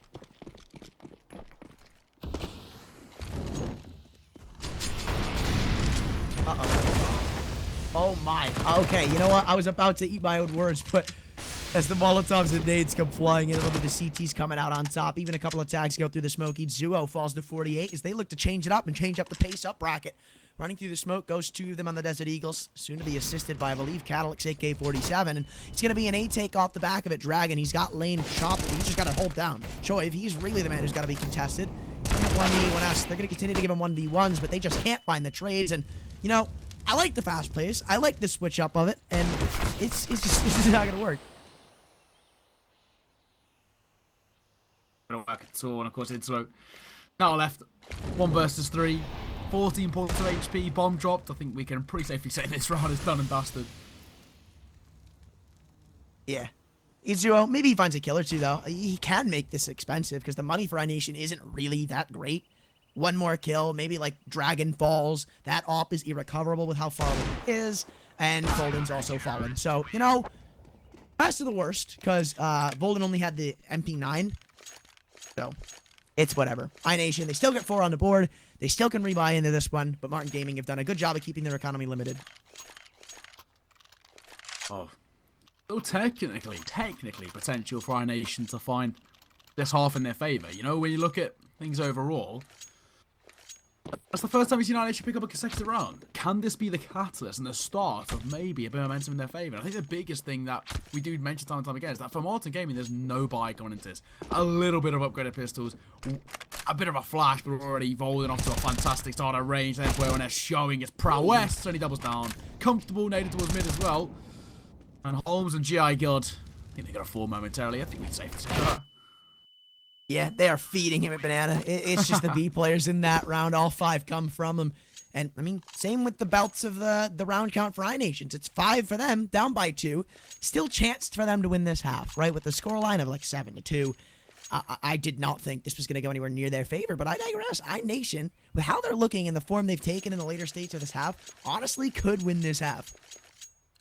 They could. They definitely could, especially the way that they've now found consecutive rounds and now starting to find their feet a little bit on the CT side. And plus they understand how Marten is setting up. They've got potential to. He's got to go deep into his banana. Oh, Choi, this can be so smart. If they don't hear him as well, he could find some easy frags in their favor. That's what's going to happen. Into it from behind, falls, and holds on straight. Oh, but beautiful shot from Dragon. The Mexi player falls, and it's going to continue to add up in the CT's favor as Volden tacks on another one. I think they know somebody's crossed in brown hulls. It looks like they're weary even. I think he even spotted out the gun barrel of Mackie. But I think G-God should be crunching in soon. No, he's got Dragon to post up on the angle. 1:20, and everything is, I'd like to say, well for iNation in the current state of things. Everybody's making sure the avenues are held. Uh-oh, Skipper. No. The timing. Mackie walks by. If Skipper holds that angle for 1 more second, that's a free kill. But now with the bomb retrieved, they have a free entryway into the A-bomb site. They do, and of course they're slowly making their way over there. 2 versus 2, but I think as you mentioned, they can just comfortably flood on towards the A side, right? You know, CTs are really posted up deep, and Mackie, all he has to do is hold and wait. The Molotov as well will keep them at bay. You have Bolden, though, coming in from the apartments flank, so I just wonder how well this is going to pan out. Dragon's AWP, it shouldn't, you know, bold, underlined, italicized, whatever the hell. It should not be the most impactful weapon of this retake. It usually isn't retakes on and off, not the greatest. It's going to come down to what Volden can do. They're mollying off, smoking off, flashing off pit, because they don't know if a player's crossed in. It's going to be down to the 1v1s, and Volden even gets a chance to walk away with a kill, but he misses his opportunity. And now it's up to Dragon and the AK-47 looking the wrong way. They're both on the bomb site, and G's going to catch him off guard. So as soon as I say iNation can win the half, they decide to lose a round. 5-8 as Marten are back to winning ways. I think, again, Mackie, a little bit of individual brilliance there. Once he got that A-side control, he just kept it, comfortably kept it, and waited for his teammate to rotate and bomb in hand. I think it got off to a really good start for iNation as well, and again, they just sort of lost that communication maybe. So 1-by-1, giving away 3 kills over, and there you go, 8-5. Marten win the half, and the question now is, by how much? Well, if they can't convert this one, them being iNation, then it's probably going to be a 10-5 scoreline, a very dominant one-sided affair, maybe again, but it's, they had a chance. Again, like, there's so many chances being slipped through the gaps. Oh my, they don't clear Boiler, at least they do, but at the wrong time, and a round that should have been Marten sticking through. It just falls up to Idzuo and Holmes to try and bring it back. Bomb dropped in the CT's hands, and they're even going to pull everybody in on rotation, so not like they're going to be lackluster on the bomb hold anyway. Maybe they are, but Idzuo expects the trap. And, well, he's walking into that of Dragon by doing so. He is slowly as well. Walking into that crosshair. Idzuo needs to be careful. Spots out one. But he's taking his position. No, Dragon. That could be a crucial shot he's missed there. Luckily, Skepper's in there for support. Okay. Ooh. Calm is restored. Ooh. Yeah. I think you're reacting to what I just saw too. Oh yeah, I just saw that as well. Pickums are saved. Pickums are saved, and so is the round for iNation, 8-6, and of course back to absolutely nothing for Marten. Back to well, the drawing board really has to be said is they're going to be coming in with at the very most, you know, maybe a Galil or a Mac 10 into round number 15. It's not the sort of round you want to be sitting in at all. iNation do a very good job of turning that back in their favour, and I'll make it an 8-6, and most likely going to be an 8-7 to follow suit. The Skipper picking up 2. That was massive from him. The perfect timing in Boiler is the only reason I want to say that iNation are able to bring that round back. And this honestly might be an opener go to the way of Dragon if he holds it for a second longer, coming in from Mexi as a T player. But looks like with that kill coming in the apartments, they're going to fall off just a little bit more. Look at that nade. Idzuo down to 10 HP, eats it like Thanksgiving dinner. And even another one stacked on there. He falls. Good stuff from Volden, and they continue to throw in this util for the car retake. I thought they may have flashed in for the peak there, but that smoke pretty much denies. And like, where are they getting all these nades from? I don't get it. 2-on-5, man. It's still going to be a CT-sided round, but where are you pulling these out of? Oh, just like that. I think we can pretty safely say that this is going to be an 8-7 finish of the half, and these two sides that were so evenly matched in an opening map of Ancient, exactly the same. They're so even, these two sides, and it's definitely still potential for a 2-0, but it would be sort of dumb of us to call that a guarantee because of how just even they are. Choi finds Holmes, and it's down to Katalik. 1 versus 5, and if he pulls this off, well, he's best player in the world, really. It's not going to happen. Well, about that. Skipper just sits it down. Now, right? Hard read. We're going to map 3. Hard read. I'm going to have to agree with you. I think that is probably what I was thinking coming into, especially that strong start from Marten game. It made me look like they should probably take this. Again, the question is whether they can keep up consistency. That seems to be their biggest factor. They're really good in certain spots, but then they just lose all their holes, right? And of course, because of that, it gives iNation an opportunity that if you give them an inch, they'll take it a yard. That's what they've been doing. Yeah, forget yards, not miles. Weird champ. Uh-oh. This is a very weak A setup, but somehow G has been able to manifest the opener, looking for anything back. He's getting wrapped on from every which angle, so the fact that he's able to find one is actually a miracle. The iNation, there's the wrap coming in, and It's an unfortunate way for it to pan out. Marten Gaming, they stacked the wrong site, and you're seeing the effect of it. And the 3-on-4 retake damage will continue to tack up in the favor of iNation. All of them running up from lane, and dinks upon dinks upon dinks should mount them with a T-sided pistol. We should be looking at 8-8 here. They're gonna go back in for a lane swing. Folden taking names, man. That's his second. And dude, what is up with the dinks? Like, they swing dink, swing dink. Like. iNation finding that pistol is actually even more important than sort of usual, right? Because they've not only tied the game up 8-8, but on T side to get such a strong start on T side is, oh, I mean, that is the perfect position to be in. We obviously a tech pause scored here for Marten Gaming. I think they're pretty happy to see this tech pause scored because this is not the position they want to be in. You look over towards iNation, it's going to be double AK setup, couple of MAC-10s. So far, so good. And what was a good start for Marten ended in a terrible finish. Yeah, that was, I mean, props to iNation though, right? Like, yeah, that first kill probably shouldn't have come in. And if it did, it should have been instantly traded. But, like, iNation do the wrap to utter perfection. They play together. The spacing is great. They find the tradesman getting out of the bomb site when it matters the most. Deny kills coming back in.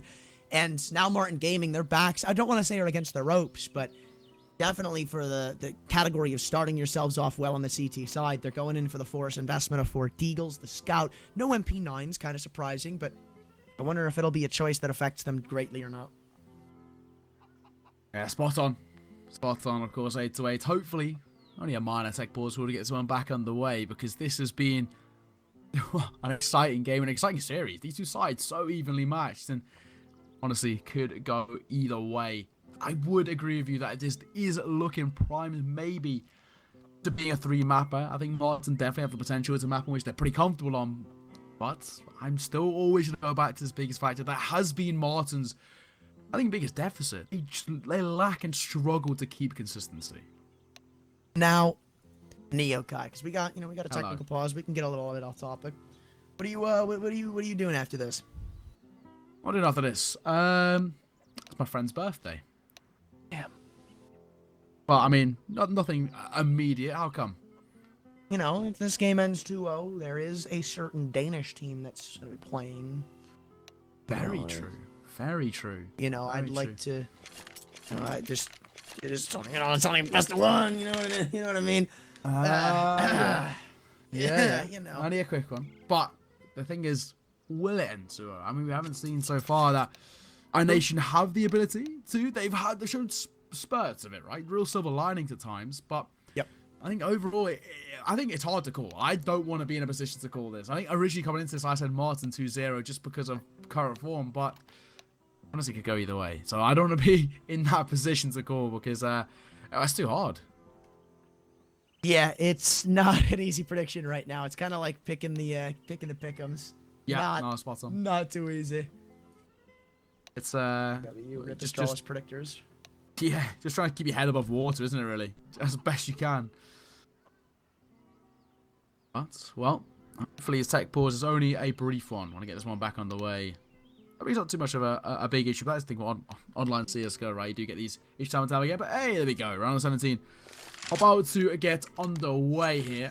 As this game is tied 8-8, and the biggest thing that has to be said is we look at iNation. Look at the buy in comparison to Marten. Marten only got the upgraded pistol sports with 1 scout in the hands of Holmes, who so far this series has been a pretty consistent performer. But iNation, double AK, or triple AK in fact. Galil and a MAC-10. You'd say firepower is definitely in their hands. Yeah, and I feel like as soon as they find out where the scout is, I wouldn't have been surprised if they would have just pushed it towards the opposite side of the map. But he's actually, wait, I didn't see him hit that shot. Oh, my Lord. What an opener for Marten. He's going to start to back away with it. Goes back in for the re-swing, and that's a little overzealous. Trade it out, Skipper. He is probably wiping the sweat off his own forehead. He's thinking like, thank God we brought that back. It could have gotten out of hand real quickly.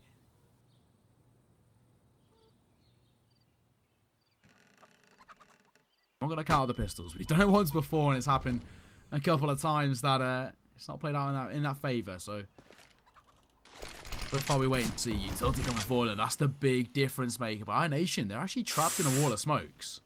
Oh my, okay, I thought Ketalik was going to go through that. Yeah, don't do it. Okay, well, Looks like he was just trying to get a little bit of information. But again, overstepping their boundaries is the name of the game, as it's going to be a 2-on-4 take up to A. Maki's found one. Should be traded. No, he's not. He finds two on the Desert Eagle, and even playing the headshot angle. Had chance for a third, but two is more than he should have ever been allowed. Rotation's coming in, but Izuo can't even find a weapon, so he's got to go for a 1-on-2 retake with a deagle and a smoke and no kit, and not great amounts of time. Yeah, it's going to be tough for Izuo. 1 versus 2.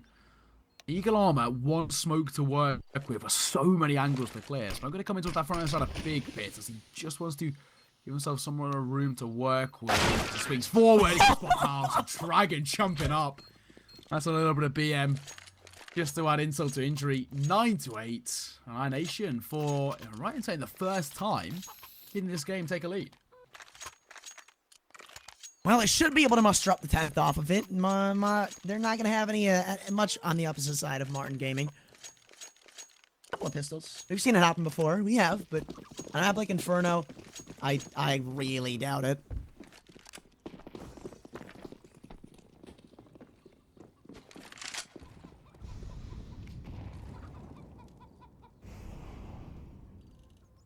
Well, you know, for Marten, we normally would say it's chalked up to be just a whatever round. Try and make it expensive if you can, but that's if you can, right? I think that's it's a very hopeful outlook for the CT side. You'd expect iNation to comfortably clean this up, but the thing is, for Marten Gaming, it's a very standard CT setup, despite it being a complete eco. And Bolden finds the first. I mean, I've seen this a lot more commonly, where teams are literally just doing like the 2-3 stacks, like on ecos in this map, not necessarily putting all their forces at one bomb site. I haven't necessarily put together why, but I do know I've seen it very commonly now. So cool, I guess. I don't know. Oh, Holmes. Hey, at least they still got 2 on B. Yeah, you got a feel for them though. Just a USP in hand and a Molotov on his feet. It's not where you want to be. Oh, I thought they were going to be able to bring that kill back too, to be completely honest with you, but no. Yeah, absolutely nothing. And that's a bonus round for iNation coming in now. Like, you're not going to be upgrading that Mac 10 to an AK. Choiv is probably the only person that's going to buy anything big in this round. Expected, I wasn't really. You know, iNation, they're coming against at most a couple of Deagles. Some USPs is only really going to go one way.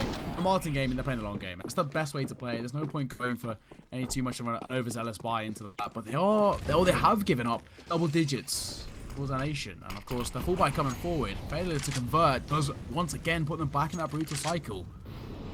Oh, and into it, that's a really aggressive piece. See, I'm jump peeking half wall there. I mean, Yep. somewhat unnecessary, I'd say. Yeah, and it looks like iNation have some sort of indication of what's going on. All 5 of them for the second there were grouped up at the B side of things, but as soon as a couple more pieces of utility come flying out, they instantly change up their approach into Maki and the Hopper, and it's not going to go well for them. No trades, almost equalize it. Still have to deal with Cadillac and Pitt. And they should know he's here. Molly goes in, they've spotted out the head. Another one even gets dunked onto him, so he's going to be burning to a crisp here. Choi, beautiful to find the kill, but the flanks aren't that far away. Bomb will go down. How soon will they consider this lane flank? Not soon enough. A tag comes in, but no frag. And I don't even know if they're going to be ready for 2 players to be in pit. It could be a bait and switch setup. Troy trying to cross back. The flash is good. But again, I don't think they're going to be ready for this. 1 kill comes in, but the low HP could be the difference maker. Holmes trying to play above the sandbags. And that was it right there. A headshot angle could have done it, but it's the low HP that sends it home. Marten Gaming, they've got 9. Just about. It was a very, very expensive knife collected, but they'll get it on the left. Holmes, a double to his name. Double for Maki again, of course. So consistent from him. 18 kills he's currently sitting on, of course. It's enough for them to make this a 1-round affair once again. In their first full bite, they convert, and well, they live to see another day. Brilliant stuff, and these doubles that we're seeing come through, the multi-killing abilities, is where iNation do seem to slightly struggle. A tactical pause will come forward, and the question is, how do iNation play this? You know, you're going to have the full buy coming out. Of course, they've got enough money, and all to be collected maybe if they want to. Dragon can be dropped an orb across, swap it out with PTK or Skipper if wanted. Actually, in fact, yeah, I'm assuming PTK will buy up that AWP, and Dragon will swap him the AK's got in hand, but not the case. 5 AKs what they're going to go for. Coming against the very comfortable 4x for Marten overall, and of course Katalik AWP in hand. That could be the difference maker here. Question is, will it though? I mean, he's been a bit quiet this game. You know, and you still have to win this round before things start to get too rowdy for them. Because again, like, you lose this round, you're back to square one. That last round wasn't convincing enough to give you a buffer, so the CTs are still in a very weird state of getting ready to be shattered.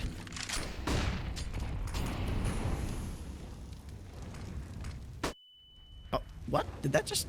Okay, I'm surprised that doesn't blind drag in. And look at all this util coming in from the CT side. They're so blind on the wood wall, but he doesn't know that he's there. That's going to be a free couple of kills from the CT side. Holmes has got the spray down. Wow. The A1S buff comes up big. 2 on 5 with a blink of an eye. And only 30 seconds have been taken off of the clock, man. This one has been fast.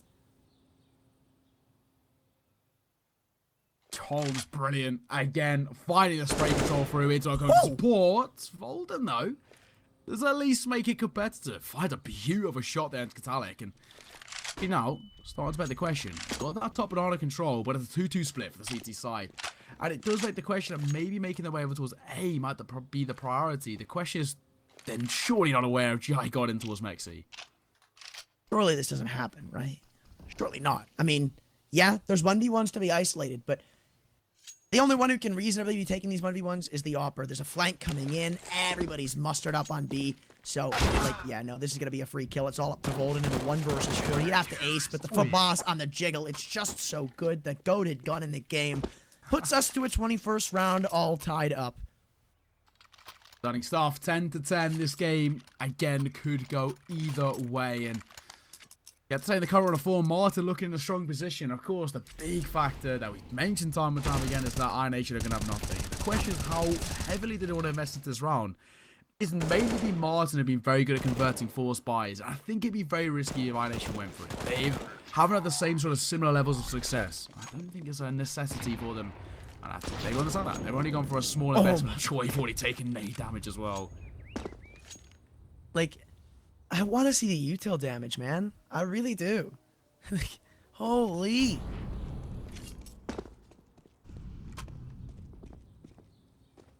Like, what do iNation do at this point, right? To get into this round, like, are they just trying to get a bomb plant? Are they working for kills? You know, there's only 2 on B, so maybe they find a cheeky kill or 2. But that's a beautiful angle from Holmes. That was actually so nice.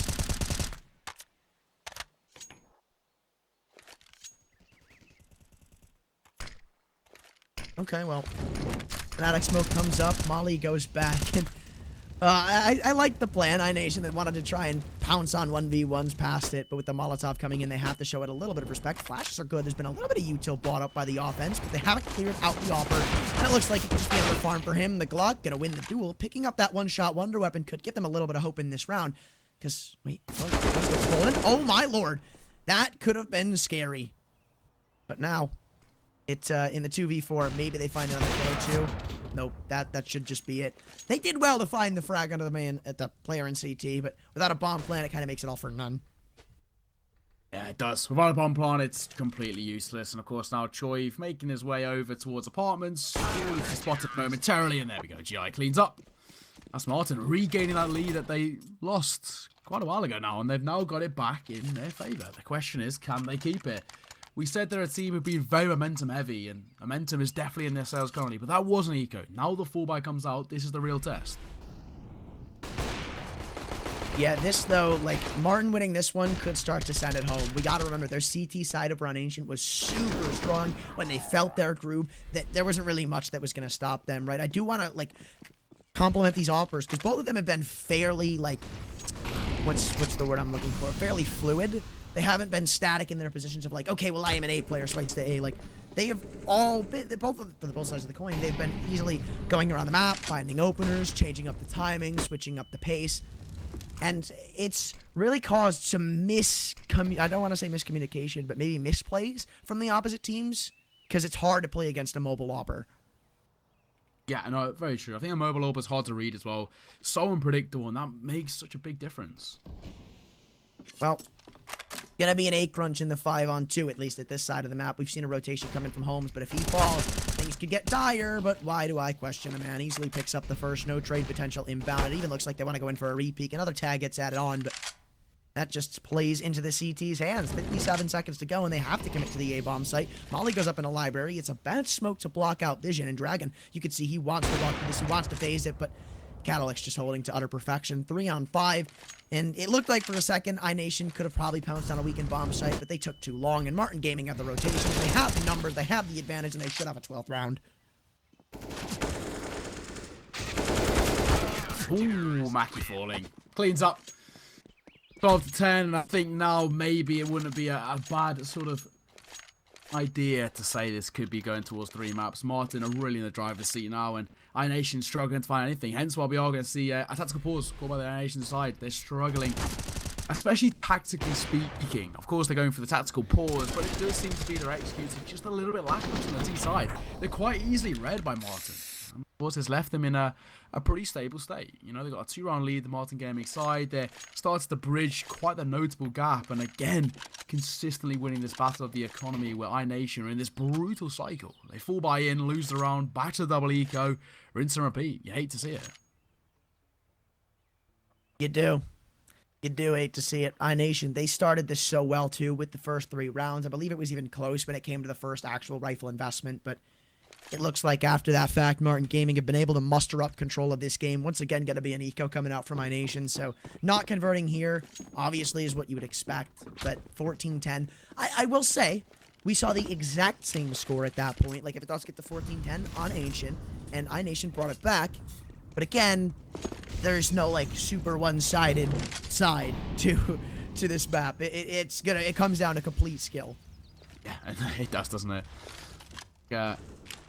That's why I've seen it as one of the more puggy maps as well. Sort of heavy reliance on just raw aim time over the ability. But I say that, Mackie comes alive. He decides to go huge, and he finds just dancing around, trying to cause even further pain. And it's pain up. One by one, they fall apart. Tech9 whipped out and not able to convert. Oh, hold on. They brought back a couple of kills here, and they're continuing to deal up damage, but I forgot there was a player in lane. So, look. There was chaos there, where there's a clear moment that iNation could start to split away with it. But I guess Marten Gaming are just better at controlling those situations. Though, again, eco round. We need to see something like that on a full gun round. Yeah, we need to see them just try and catch Marten off guard. Just try and be a little bit of fun on their side. iNation started playing very simplistic CSGO, and you've got to give credit to Marten. They're reading into it very comfortably. Yeah, iNation, they've got to change something up. And going up B quickly is definitely not that. Holmes, again, just gets a free opener onto Dragon.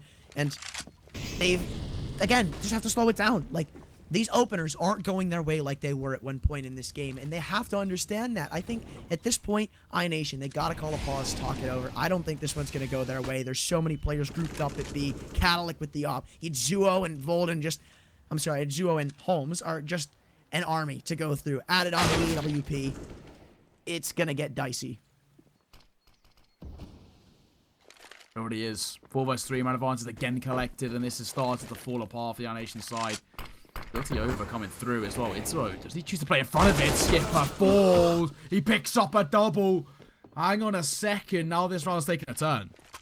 I thought this was just going to be written off as a Marten Gaming 14, but as time goes on, iNation are given one by one kills back and forth, and Mackie and G-God, do they even attempt this? It looks like G-God's considering just going for the save, but as Mackie moves up Banana, plans are going to start to change. Volden, here's one in Banana, but if he wins this 1v1, then we're still in a very doable retake. Molly to force him into the peak, but is it going to be enough? It is, and as soon as the timer starts to continue up, Travis left in a 1v2. Mackie, G-God, what can they do? They're not necessarily playing together, and another 1v1 is given up to this T side. Can't find the bomb. Do the smoky spams. He tagged him once, and he's got the kill. iNation have 11, and another upsetting round is going to go in their back pocket, but Marten still have so much cash to buy back. Oh, that was, again, down to the wire, but finally we see iNation be that thorn in their side. That's what we said they needed to. Cause an issue. And the post-bomb was good enough. I think it was a bit of individual brilliance from Skipper that turned things in their favour. But Choive clutching out was huge. Martin game, and of course, we'll pick up a 4x, not an issue at all. I mean, the only question is GI God with the auto shotty, but we're not going to count it out. They haven't expected this. Wait, I thought he'd just be instantly shut down. No, Holmes able to get into a nice little comfy spot, maybe even assisted here in a second. I thought Cal was going to get a little up close and personal, but no. As the opener comes in, to go back for iNation. G-God still trying to be a menace in the apartments with this auto shotgun, but if he peeks in, it'll just be him probably dying. No way. Long range with an XM10? How does he pull that off? And that's the bomb, too. And now it takes a bit of a turn. The XM at range. It's a sniper. Who knew? Well, they still have to go through that sniper in Catalyc, and when he's hitting shots, he is an absolute brick wall. This time, at least this game, hasn't really been living up to that name. 10 and 20. You always got to give him credit. You know, maybe this is where it turns around, but I'm not too sure, man. If the spacing is well for iNation, this should just be them locking it around. But as I say that, another one's going to go back. So 2-on-2. Alp and an AK versus Alp and an M4. Versus 2 as well. It's a similar buy both ways, as you mentioned. Just who can utilize it best. The T side going for that apps pop. Spotted going out. Here's what I'm talking about, man. Catalyc, when he's going to start to feel it, it's going to be so dangerous to go against him. Oh, wow. That's game sense and a half from Choiv. I think he heard the tag on a lane player, so he should have a good indication of what's going on. What the play is, no, he actually didn't hear the fire burning, and Izuo is going to catch him off guard. 14-11. iNation, again, are going to come to a screeching halt, and this could be it for the game. It could be, and it probably should be, you have to say, because, again, iNation, nothing in the budget. That was a good attempt, but you do have to question. I mean, for example, the long-range auto shot, he never should have connected there at all, and one by one, they got picked apart. The apps dive, in principle, and it's some sort of a good idea behind it, but to go in, no utility, of course the orb's just going to pick you apart. Oh, and it looks like they even want to peek into alt again. This should be a free kill onto the Tech 9. He's trapped in a corner. Yeah, there it is. Holmes, another opener. This time not even over at B. He's picked it up in the apartments. And with it, they're going to send some rotations over to B. Catalyc trying to assist on that take for Izuo, who's going to have to find a multitude of kills. Leg comes in. Izuo's got the finisher. Flash goes up, and they finally find the trade. With an open B bomb site, maybe there's a chance to play for it. All comes down to Skipper's play on Banana. The three of them come running up. He's got the Mac 10 to rival it. He hears the footsteps. Flash is good into car, but he can't find the frag. Overextends in a 2v4. Should end up the way of Marten.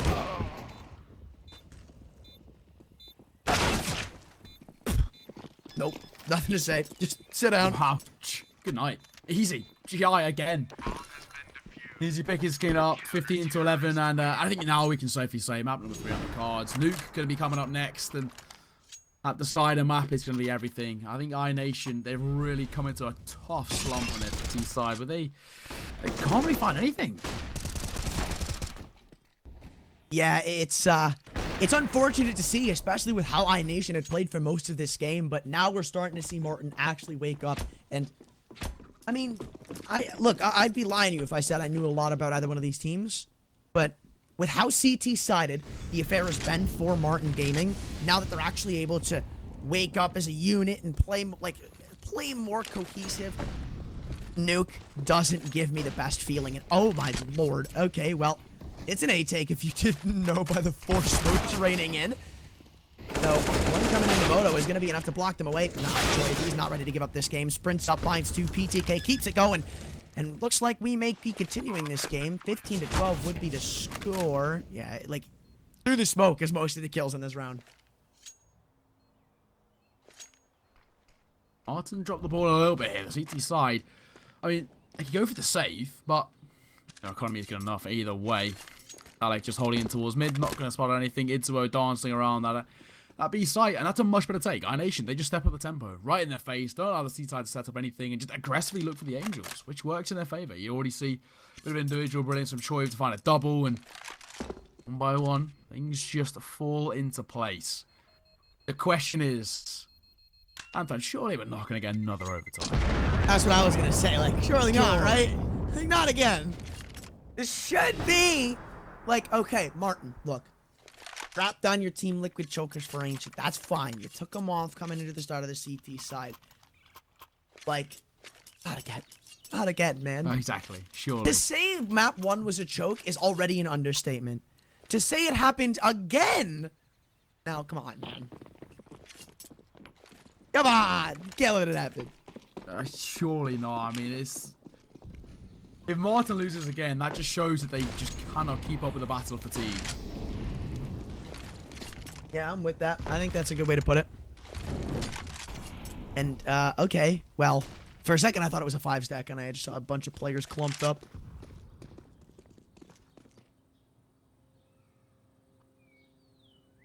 Well, iNation, looks like they plan on committing to A. Yeah, all 5 of them moving up middle, but this is most certainly not going to benefit them again. They try running it back. Skipper's found a beautiful opener, but they still have to go through G-God. And he finds 2. Stolen away is the 3rd, but it's still good enough for Marten to be up in a 2-on-4 advantage. Bolden. Assisted by Dragon. I mean, Bolden, he's been an absolutely phenomenal player for iNation this entire series, but again, it's like, this one should just be too far gone at this point. Molly comes in for bracket. Oh, dude, like, again, he just does it again. Another big 2K. And maybe this one isn't all written down just yet. 49 seconds, bomb down. CTs want to try to peek in to deny it being recovered. Dragon, he's got to get this kill through the smoke. Is one of these players' homes not able to connect any bullets. Bomb retrieved, and he's just going to sprint it up B. Nobody's home there right now. And, yeah, Holmes, for a second, he was considering the rotation, but what? Okay, well, both teams are outgaming themselves. So, wait, Hello. does Bolden find this kill? He could have catch one off guard. If he catches the short play, oh no. Dragon needs to be careful. In towards mid. Oh, he's going to make Dragon. Holmes now 1 versus 2. Oh my god, he finds the first. That's the low HP player. 10 seconds the difference, Dragon. You gotta find the kill, and he'll swing in for it. A 2-on-4. This game should be done, but Marten Gaming do not cease to surprise me. 2 left to try to force overtime, and one of them's gonna be an anti-eco. And the question is, for Marten, how do they want to play this? You know, 2 of their players have become a comfortable buy, which they've converted twice on their T side. This time on the CT side. They haven't really got the ability to pull off that sort of aggression on the CT side, so it might be worth going, but Dragon, that's brilliant. 1 versus 1, nerve to steal, clutches it out, and, well, we see 8-13 to 15. The question is, are we getting the full regulation, or maybe even overtime again? Surely not, right? Surely Marten Gaming just go, yeah, we'll pick it up at the final hurdle, guys. We're just making it close, making it entertaining.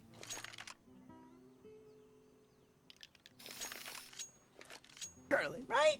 Right? Oh, penultimate round of regulation. Question is, can Marten close it out? Or are we going to be getting the full 30 and potentially OT on the cards for the 2nd time? With iNation just winning out the battle of perseverance.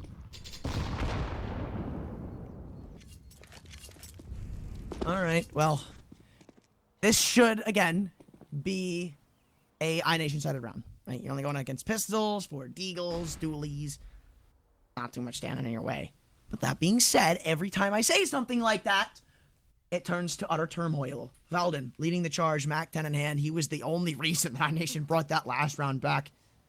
And, well, he's feeling it right now with the Mac 10, the SMG. And, you know, why wouldn't you be when you're doing stuff like that? Walks up brown halls, says he does not care, takes 2 names, but it's still not going to be enough just yet, because the Deagle Cadillac is sitting on the site. Finds 2. Bolden, your job is not done yet, but he gets all 4. This guy is an animal.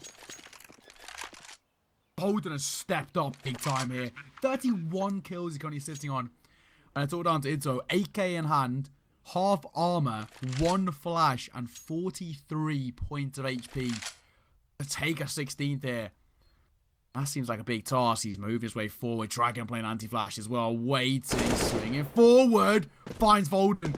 Surely not a Dragon again in the clutch situation. And what do you think to clear him? Smoking, he dropped the ball. They're waiting, dancing around it. He's going to deliver. Itzo's played that perfectly. Marten has taken this to a map number 3. He's got enough time, surely. It's going to be, well, it'll be close, but it won't make a difference. 16 to 13. We're heading on to Nuke. And whew, this time they clutch it out. Honestly, that is actually kind of unacceptable that iNation don't convert that round. Like, Volden gets 4 on the Mac 10. Like, what more does he have to do? He is he is vulnerable to an angle that the pit player's supposed to be holding. And he dies because of it. Come on. iNation, you got to step up in a situation like that. That being said, we did expect it to be closed out by Marten. So going to a map 3, you know what? What are your thoughts on this, Neil guy? Who's taking this home? It's tough. It really is tough. I think iNation, at time, they're just too reliant on individuals rather than their team dynamic, which is a big factor of Marten Gaming. They're just a very, very well-rounded team where iNation, of course, if Volden steps into map number 3 and doesn't bring off, another 31 kill performance, they're not going to find anything. So it very much depends on their ability coming to map number 3. And of course, it's hard to call. I'm going to stick with my original pick of Marten for now, but it's a hard one to call, has to be said. What about you? I'll be with Marten as well on this one, right there. CT side, it started to step up for the majority of it. Again, we saw a little bit of a shaky one towards the end of the game, 15-10, yada, yada. It was closed out regardless. So I think going into Nuke, it all depends on the knife round, right? They start out CT side. This series should be done 2-1 in their favor. But if not, iNation can really make a name for themselves. Heading into map 3, let's see what both teams got. That is it. Well, we'll see you after.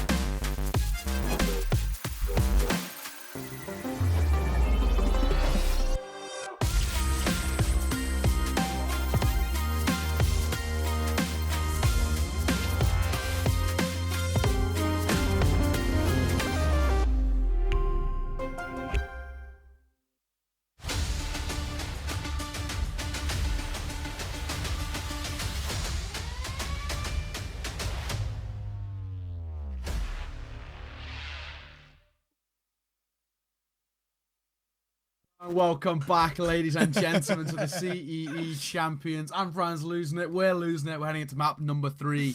Nuke is on the cards here as Marten are able to turn around their own map pick. 16-13 on Inferno as we now head into the final decider. Of course, winner of this heads into a winner's match against the next game coming up afterwards. So it's all to play for. Yeah, it's come down to this. And arguably, it shouldn't have. On either side of the coin, you could pick moments in this series where this should have been 2-0 for them, or this should have been 2-0 for them. Like, on Ancient, it should have been Marten's game. 14-7. They choked it. They lost in overtime. At that point, we saw at the end of Inferno, you could say it should have been iNation's game. 13-15. Volden's getting 4 kills to save his team. And then they just throw it away in 1v2. So now, we land here. Both teams have made big, crucial mistakes to get us to this point. And you and I both have Marten closing this one out. Yeah, I think Marten are the favourites for me, in my opinion. I think just on their team dynamic, they're the team who I'd expect to be ever so slightly more informed. And of course, knife round to decide who starts on what side. And of course, these sides will want to be starting on that CT side. It's a CT side of the map to the most part. Marten win the knife round. And of course, get the decision. And that decision, of course, will be a 99% sure start on the CT side. It's one of those maps similar to Ancient where if you get the choice, you want to be starting on that CT side as much as physically possible. And that will be the case for Marten. And if Marten, we spoke about them, momentum heavy team, if they get that ball rolling, this could become very problematic for iNation. And that's why I'm worried, right? Because they're getting to start out on the CT side. And this is where we saw them actually start to run away with Ancient. A map that was arguably on the same level as Nuke when it comes to the CT side favoritism. So in the back of my mind, there's always just that, well, Ancient was super one-sided when it was them on the CT side. So is that going to happen again? Well, I'm not sure. Is that going to happen? That's the real question. Well, we get things started. Marten Gaming on that CT side. iNation on the T side. Round number 1 of map number 3 gets underway. Well, it's going to be a full 5-man ram take from the iNation. G-God, he'd be lucky to walk away with 1 kill, if any. Spots them, jumps back down. No, he is going to stick around for seconds. I definitely do not like this. Now he's getting overwhelmed. His chance to go away, it's thrown by the wayside, and that's why you just got to get away. As soon as you spot them, you have to dip. You have to go to that lower bomb site. You can't commit to that fight. And this is why iNation, they're about to open this up really well with the pistol. Julies, 2 guns are better than 1 as well. Mackie gives up the information, but a bit shot, he falls, and the T-side actually making this very problematic. It's all down to 1 man. Itzo, 1 versus 4, and surely not. Maybe he gets a 1v1 or 2 to pick off a couple of brains before this round is all said and done, but nah, Choi. That's not a 1v1 you're winning anytime soon. iNation, they're going to be the first to strike, but, you know, people say that the second round is arguably more impactful than the pistol. Well, let's find out if that's the case. 2MP9's already forced up behind a couple of pistols. Katalik, I think he's going to go to the scout. But Marten Gaming with it all to play for here. All to play for. Let's make it, let's make it true, right? The CT side are going to be coming in with whatever they can muster up. Double MP9, couple of good pistols, bit of armor and utility. You have to say the buy both ways is relatively similar. Only that 1 AK can be the big difference maker. Jaguar though, he could be overwhelmed here, and the jumping Mac 10 is good enough. Holden causing no way. Oh man, he's gotten 2, maybe even 3 turns around. Deke is good. The fact that they don't check that corner is a massive misplay, and it could lead them to an absolute fatal outcome. Still have been able to recover it to pick themselves up in a 3-on-2. Bomb will go down, and the retake will come in. Maki and Izuo. There's plenty of weapons to be retrieved. Hell, they could probably upgrade to, I think there's an AK on the ground if they do so, please. With PTK low, it's not an impossibility, but there's no kit, so they'll have to speed it up. They have to take a step in. Maki finding PTK. Back to 2 versus 2. Hang on a second now. It's 25-1. Eagle. New and, well, quotation marks improved Eagle. Not good enough there, and the body shots, well, not going to be enough damage to find that kill. 2-0 start, but became a little bit too close for comfort. Oh, man. And you got to imagine, like, what if this MP9 finds that third, right? If he doesn't get traded out by PTK, that's, what is that, a 2-on-4? Like, that, there were so many points in that round where it could have just swept into Marten's favor instantly, but now they finally have to succeed, or do secede and take a save. Beagle, P250, 5-7 behind some USPs. I love this. I love this play from E2O.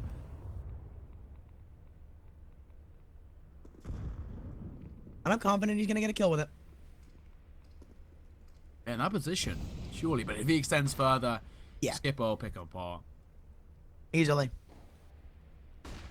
But, I mean, the ball is right now in iNation's court, right? Because Marten, they're just going for this stack, saying, you know what?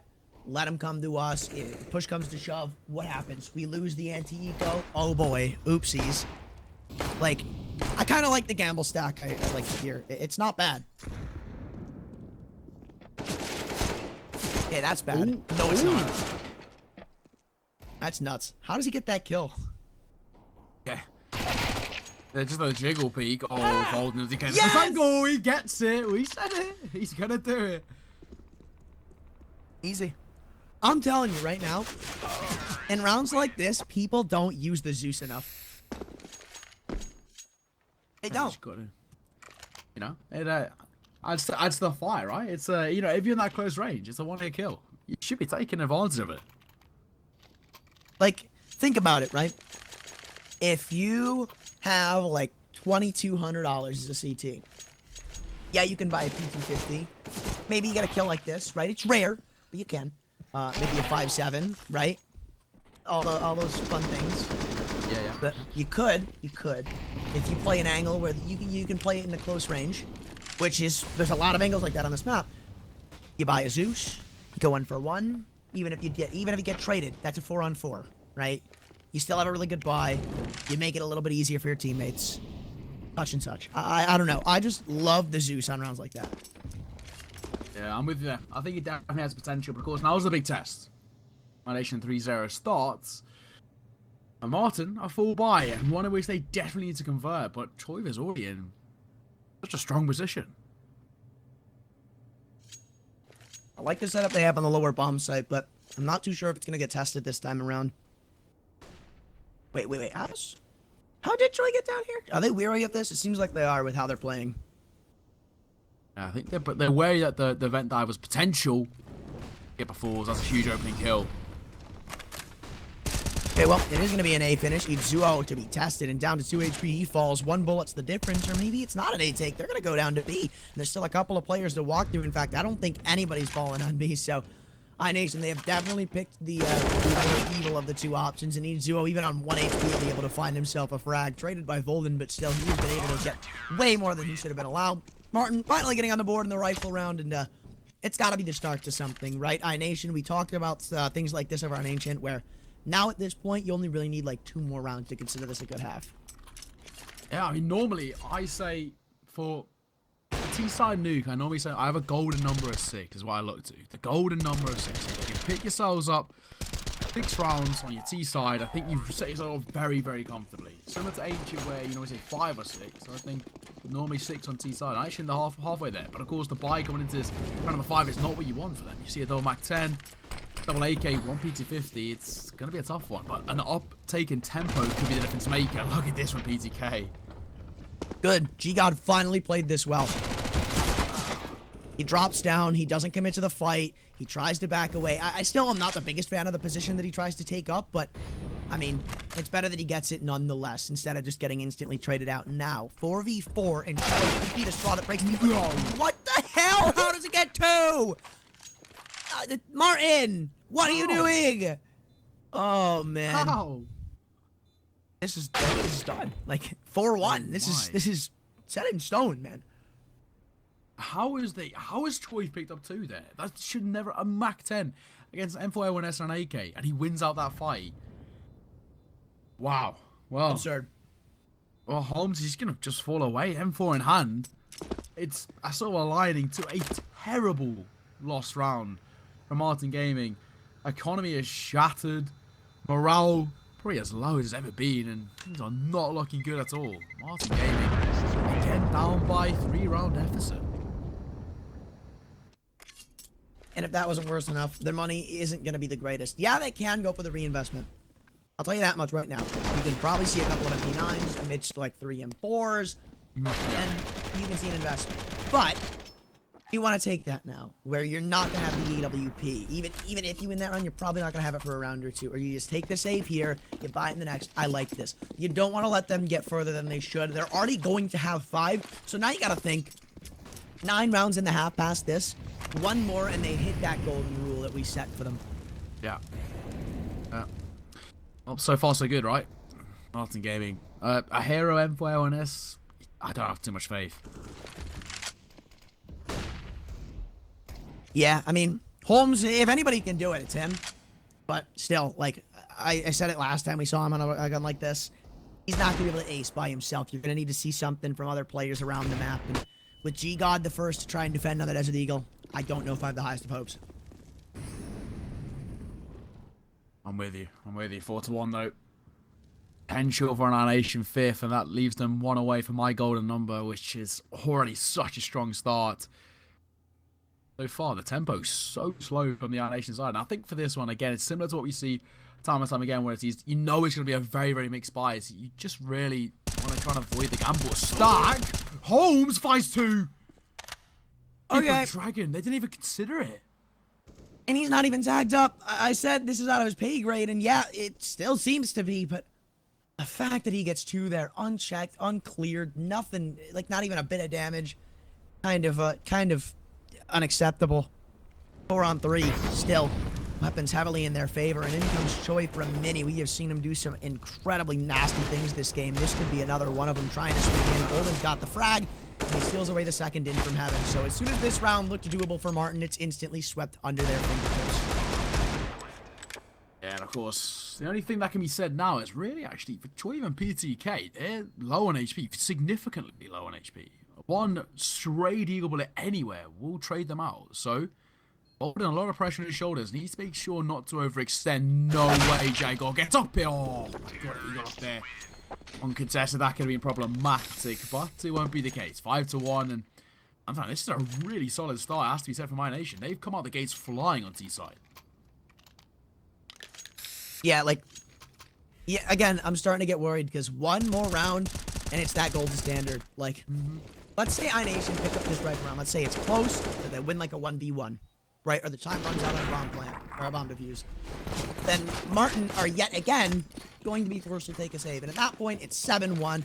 Your best outcome is winning the half 8-7. And at that point, that even still looks a bit unreliable to count on.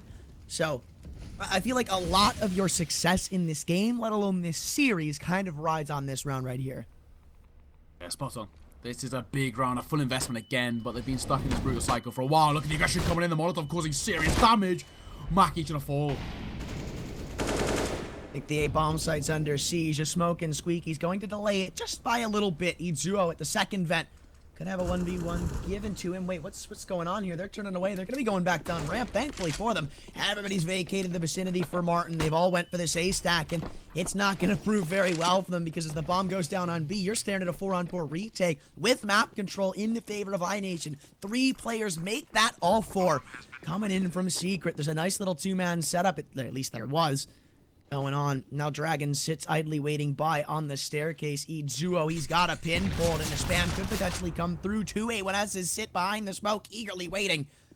And, well, the only man with a kit is Holmes. If he falls, so does the chances of winning this round. Dragon finds 2. Folden's got the trade. Count it done. Marten Gaming have been shut down again. The CT side is falling flat, and iNation are about to have 6. They are. It's going to fall in their favor, and of course, all that Holmes can really ask was maybe a consolation for Bolden. Taking a couple of pop shots will connect at the very least. It's a silver lining to another terrible round from Marten Gaming, where things do not go in their favor. Skip Rash is hunting. He's aggressively looking for these frogs. You can find it. God, no. Holmes falling is huge. 5-round lead on iNation hold, and again, Marten Gaming come into round number 8 with nothing, absolutely nothing left for them. Do they buy here? Like, you're averaging about $3,500 a player. Do you really send the investment? Like, you're already giving up 7. If you think the save, you're giving up 7. Do you want to go for that gamble of giving up even more? Absolutely not. You stay with what's safe. Maki on the MP9, pistols surrounding. Maybe you try to snag the round from under their feet, but it should be an iNation sided round. G-God finally changing up though what he does in the A ramp, and He's going to pressure this smoke as soon as it fades. I don't know if Dragon's going to be weary of this, but it won't matter because they've already lost the opener, and now he goes with it. Bolden keeps going, and like, this is just annihilation at this point. Cadillac in a 1v5, 5-7. 1v1's to be had, but he's just not going to win them. There we go. 7-1. My friend, this is one-way traffic in all sense of the word. It's stunning stuff. And for Marten, a real lackluster performance on CT side of Nuke, of all places as well. This is not the position you want to be in at all, and oh wow, I'm starting to really feel for Marten. Actually, more be concerned, to be honest. So, Neokai, where's your other monitor? Where's your secondary monitor? To your left or to your right? My right-hand side. Okay, go ahead and take a glance to your right, and you'll see why I'm very Monka-esque right now. Ah, I do see that. What I also see is Skipper finding an entry. He trades very least, going down. The 180 was nearly connected for the third, and the all falling. That's the site opened up once again. Looking really concerning. Wait, why don't they smoke it? They don't molly it. I absolutely despise that for iNation. Still a 2-on-2, still health in their favor with the, a little bit of util to stall them from coming in, but as this flash pops, they're going to have to find the frag. G-God leading the charge, spots out a player in hut. They have man in mini to try to find the frag on the Raptors, but they can't connect in time. One bullet the difference, and now it's up to Holmes. 46 HP, but both low targets. This is his only kill in the round so far, and he needs to end it with 3. He has a kit, so he can try to play a bit of time, but they're playing this so safe. Nobody wants to give up the pick. Choiv just going to go ahead for the spot. The bullets come raining in. This one's just done. They've even mollied off the bomb. iNation are about to have 8. And Marten Gaming, they just can't find anything on this CT side. There we go. 8-1. They've already won the half. We've only had 9 rounds of play, and they've won the half already. I mean, this is just, wow. Nothing short of spectacular, and Marten, nothing short of lackluster. They have been completely dumpstered. Round in, round out. iNation control, dictate, and flourish under this positivity we're seeing from the T side. Okay, Tabson. Okay, well, MP9 running into hut. It gets shut down. Itzuo is standing his ground with the 5-7 on the site, making that 2. Still looking for 1v1s. They're giving him so many opportunities. PTK, where are you looking, man? He gives up the bomb. It's up to Dragon. 1v3. He's brought one back. And I don't think there's any AKs to be retrieved by the CT side. Molly goes up. They're playing this completely separated, and that's what Dragon wants.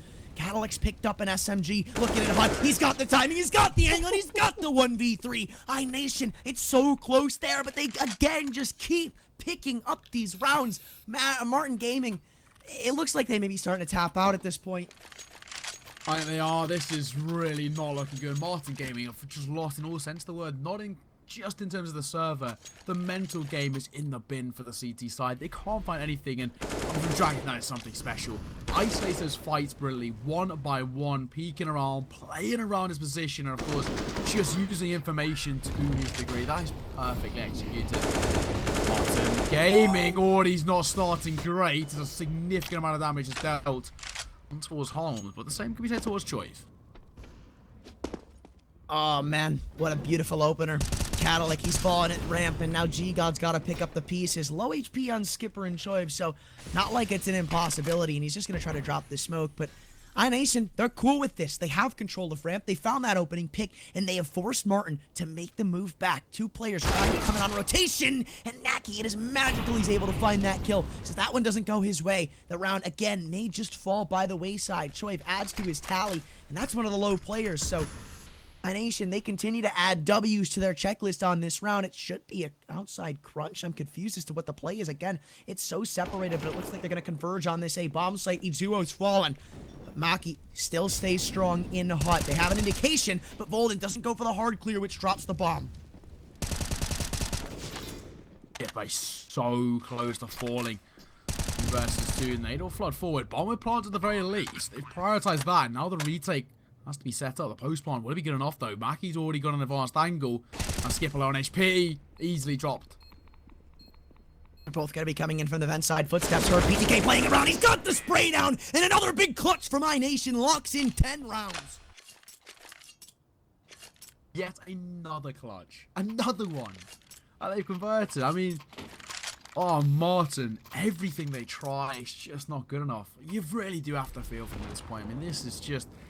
It's tough to watch, isn't it, Anthony? I mean, they are really, really struggling in every sense of the word. And even when they seem to be in a perfect position, if it's a 1 versus 2, 1 versus 3, it does not matter. iNation converts. And they hit double digits. 10-1 the scoreline. Taking some outside control this time around. Marten Gaming again trying to switch it up because the CT side is falling flat. Holmes, another big multi-kill. This man is full of them today. But historically speaking, they have not been enough for success for his team. But maybe that can change. It looks like Cadillac's picked up one on the Desert Eagle. Still a man up for the CT side coming in from Silo. How is that shot missed? Golden gets one. Make that 2. I'm sorry, that's his 3rd. And G-God, he has wondered what the hell went wrong this round. What has gone wrong? And of course, 1 versus 2 now. Real questions asked over towards... Oh, GI God plays this. The T side, they're just going to try and avoid him. They can slowly maneuver their way around. But all iNation needs to do is play for the trades. They've, of course, double AK sets up against 1 Deagle. Play the trade game. That multi-fragging ability is no longer there with the Deagle. Since it's nerf, it's not that same weapon that you really had to fear. Ugh. Oh no. It's happening. It's happening, Neokai. It is. No way. G-God, he may just be delaying the timer a little bit. Just, you know, maybe overthinking it. iNation still have actually yet to commit to a bomb site, so it's not an impossibility to think that they could actually just commit lower in, like, 15 seconds to go. Hey, guys, you have to move. The round's not done. I thought they were in hell. I really did. If they were in hell, this round really could have just been done. But no, they'll get the bomb down on A, so it will be 11 locked on the board. And, you might be thinking, if I were to tell you Nuke was our most dominant game yet, okay, maybe not surprising. T-side, wait, what? 11-1? Excuse me? T-side of Nuke? I know. That's the insane bit. Do you think this game's already done? Oh, yeah, 100%. I'm not even a doubt in my mind. There's no way Marten are getting back into this. This game is undusted. They may be able to pick up a few rounds here and there, but 11-1 on T side, absolutely nothing that Marten can do on their T side to turn this one round. They don't look like the same team. They don't even slightly look like the same team. And I don't know, it's questionable. It's like, when you look at this from an outside point of view, okay, fine. This is a map which Marten, in the last 3 months on HLTV, they've played twice, lost both times. Of course, when you look at it, it's not their best map. But at the same time, a map that's still in their pool, still a map in which they have somewhat of a knowledge of, to be this far behind, whilst on the much favoured side of CT is... Oh, really, really worrying to see. Of course, Dragon going aggressive outside once again. Will he clear the close angle? Just wary of the orb, waiting. But it can be swung, and he will do. Holmes finds the opener.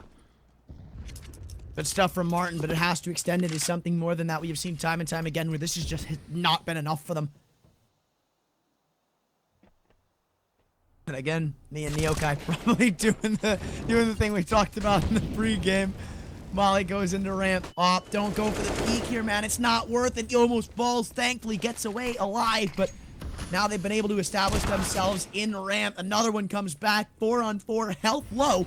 But you gotta remember, the retakes haven't been that great for Marten Gaming, even when players on low HP. Alongside that, everybody is kind of separated right now across the CT side. Cadillac's low. He's playing pretty much by himself in mini. You've got one player down at B. He falls, and again, it's just retake. So, again, this round by no means over, but as the timer ticks down, iNation are kind of going to be pinched into going for an A hit. Oh, and that's a big kill, too. That is. On Folded of all people as well, who is been a really consistent performer for the C side. PTK making his way slowly over towards main. Might be caught out here by the orb. But Katalik turns his back. And PTK finds a double. No way. Holmes double down himself, but it's down to 1 versus 1. Skipper versus GI God as the bomb goes down with 20 seconds to spare. The question is, Skipper's on low HP, and will he be aware of this flank? Does he know? Oh my god, he's aiming right at it. He knows he looks the wrong way, though. And oh, no way. GI God gets the timing of a god. And Marten Gaming, by the skin of their teeth, finally get themselves another round of the CT side. Oh, That was too close for comfort. He was holding the exact perfect angle as well. Over towards that ramp and just turns the worst possible second. Marten found a second round, but it's too little too late. I'd safely say it's too little too late. But a big thing to say is that we are starting to see a resurgence. Marten Gaming finding aggressive map control, finding an opening kill in their favour, and doing what's needed to turn things in their favour. But again, as I've mentioned all throughout this series, it's just the consistency where they lack. Yeah, again, this has to turn into something, you know? These rounds keep coming one apiece, and it's just not going to benefit them whatsoever. Like, if they want any chance at competing in this game, I feel like both of these rounds are an absolute must. I'm with you. 100% with you. Making 11-4, have potential. Nade coming indoors, door as well. Taking a bit of damage. Resmoke as well, that's nice. Bit of utility just to keep them at bay.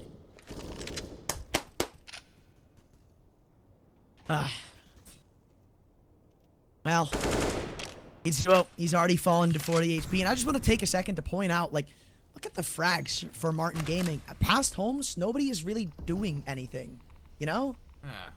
Like, 5 kills, 4, 7, like, that's, nobody has anywhere even close to the minimum that somebody on iNation has, so, obviously Holmes, so that's kind of a telling factor, the fact that, like, nobody's really fragging out right now, iNation, they're just continuing dominance. And wait, hold on a second.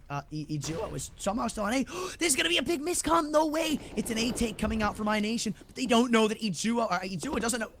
No way. What is going on? Like, how does Volden not react to that kill? He drops down in front of him and Volden doesn't even turn. I just don't know what's happening, but what the hell? Now 1 versus 3. And I think for Holmes, the smart decision and the decision that's going to happen is he's going to keep that M4A1S taken across. It's the way it has to be played because their economy is not great at all. And it's going to be the only real saving grace coming into round number 15 for them because iNation are going to pick up a 12th round here. And again, let me preface this, a 10-round lead. Double-digit lead. I know, on the T side of Nuke. I mean, we talk about poor performances on the expected side, but this takes the cake. I mean, this is just being diabolical from Marten. Not at all what we'd expect to see from a side who are coming off the back of winning their map picking relatively comfortably as well. Watch them just, like, reverse sweep next half or something. Just gods on their T side as well. Like, why would it just not surprise me? Well, how even these two sides have been, it surprised me that we're seeing what we're seeing now, right? With just one team completely dominating the way we're seeing it. 12-2 though. Final round of the half, and Marten, they bought what they can. 2 MP9s, 3 M4s. This is like a thrift store kind of buy, and to have it going into the last round of your CT half, it shows the dire circumstances they're in. Holmes, though, if anybody can step to the plate and make this one look doable, it's him. But I believe they've spotted out the player in heaven. I thought that was going to be a nice clean headshot, but not able to convert. Holmes only gets good for 1. So that trade is huge for this T side to find early on.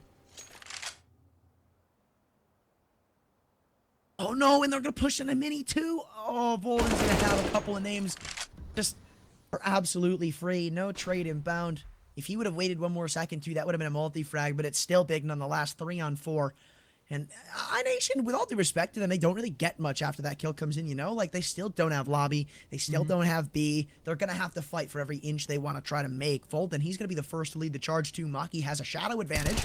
They're trying to get the pre-fire, but it's just not good enough, man. Volden, what are you, dude? Another kill comes in. G-God's brought it back. Still potential as that nade bounces deep. So much health ticked off of the T side. Volden and Dragon are both under 50 HP combined. Skipper, this round kind of falls onto him with a big majority. Dragon, he still knows that somebody's not trying to get the clear, doesn't find the frag. Volden's got the trade, and now it's up to Catalytic in the 1v2, and he's not gonna get it. 13-2. What a half. 13-2. This game's done dusted. There's absolutely nothing iNation can do here. iNation that Marten can do here, because iNation are completely running away with this. I mean, and now the thing that makes this even more funnier is that iNation, who first of all, so far have won the majority of the pistol rounds. Only a couple they've lost, if I'm right in saying so far. I think they won both of them on Ancient. They won 1 out of 2 on Inferno. So far, they've won the majority. And Yep. now, of course, the biggest thing is they, well, 13-2. They're brilliant on pistol rounds, but they head into the significantly more favoured side of CT. For Marten, this will need something special to turn this back in their favour, and I've never seen a comeback like this. Well, I may have seen it once. No. Uh-oh. Well, never Well, mind. Nope. No. Bye. Through the smoke.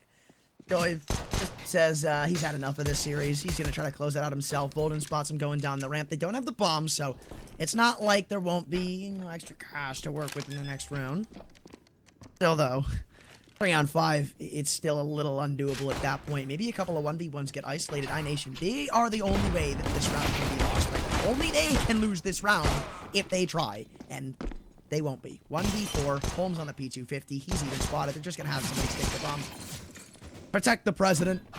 Everybody's getting in front of him. Choi's got his second. And iNation are going to make this one look like clockwork. 14-2. And if Marten lose the force buy, then that's the game. Yeah, that is the game. That is it. This is a round for Marten which they have to convert. The positive signs, of course, is they do pick up a bomb plant, which would allow them somewhat of a buy. I really preface somewhat because it is going to be very mixed. You see, at most, a couple of Galils, a couple of Mac-10s, decent amount of, well, pistols and somewhat utility. It's not going to be the easiest, though. And, of course, overall, iNation, you'd argue that they're going to come in with a significantly better firepower, which is what we see. Triple M4A1S, double MP9, and a whole host of utility in their favour already, though. Trying to put it to good use, swinging forward. The M4A1S at range, we know it has that ability, but Troy's going to make the smart decision just to fall away. Uh-oh, they're heard coming out. In comes the MP9 of PTK. And Skipper, get him out of here. This one's just done. 15-2. iNation have come out swinging on Nuke. And Marten are left in the dust. Oh, wow. 15-2.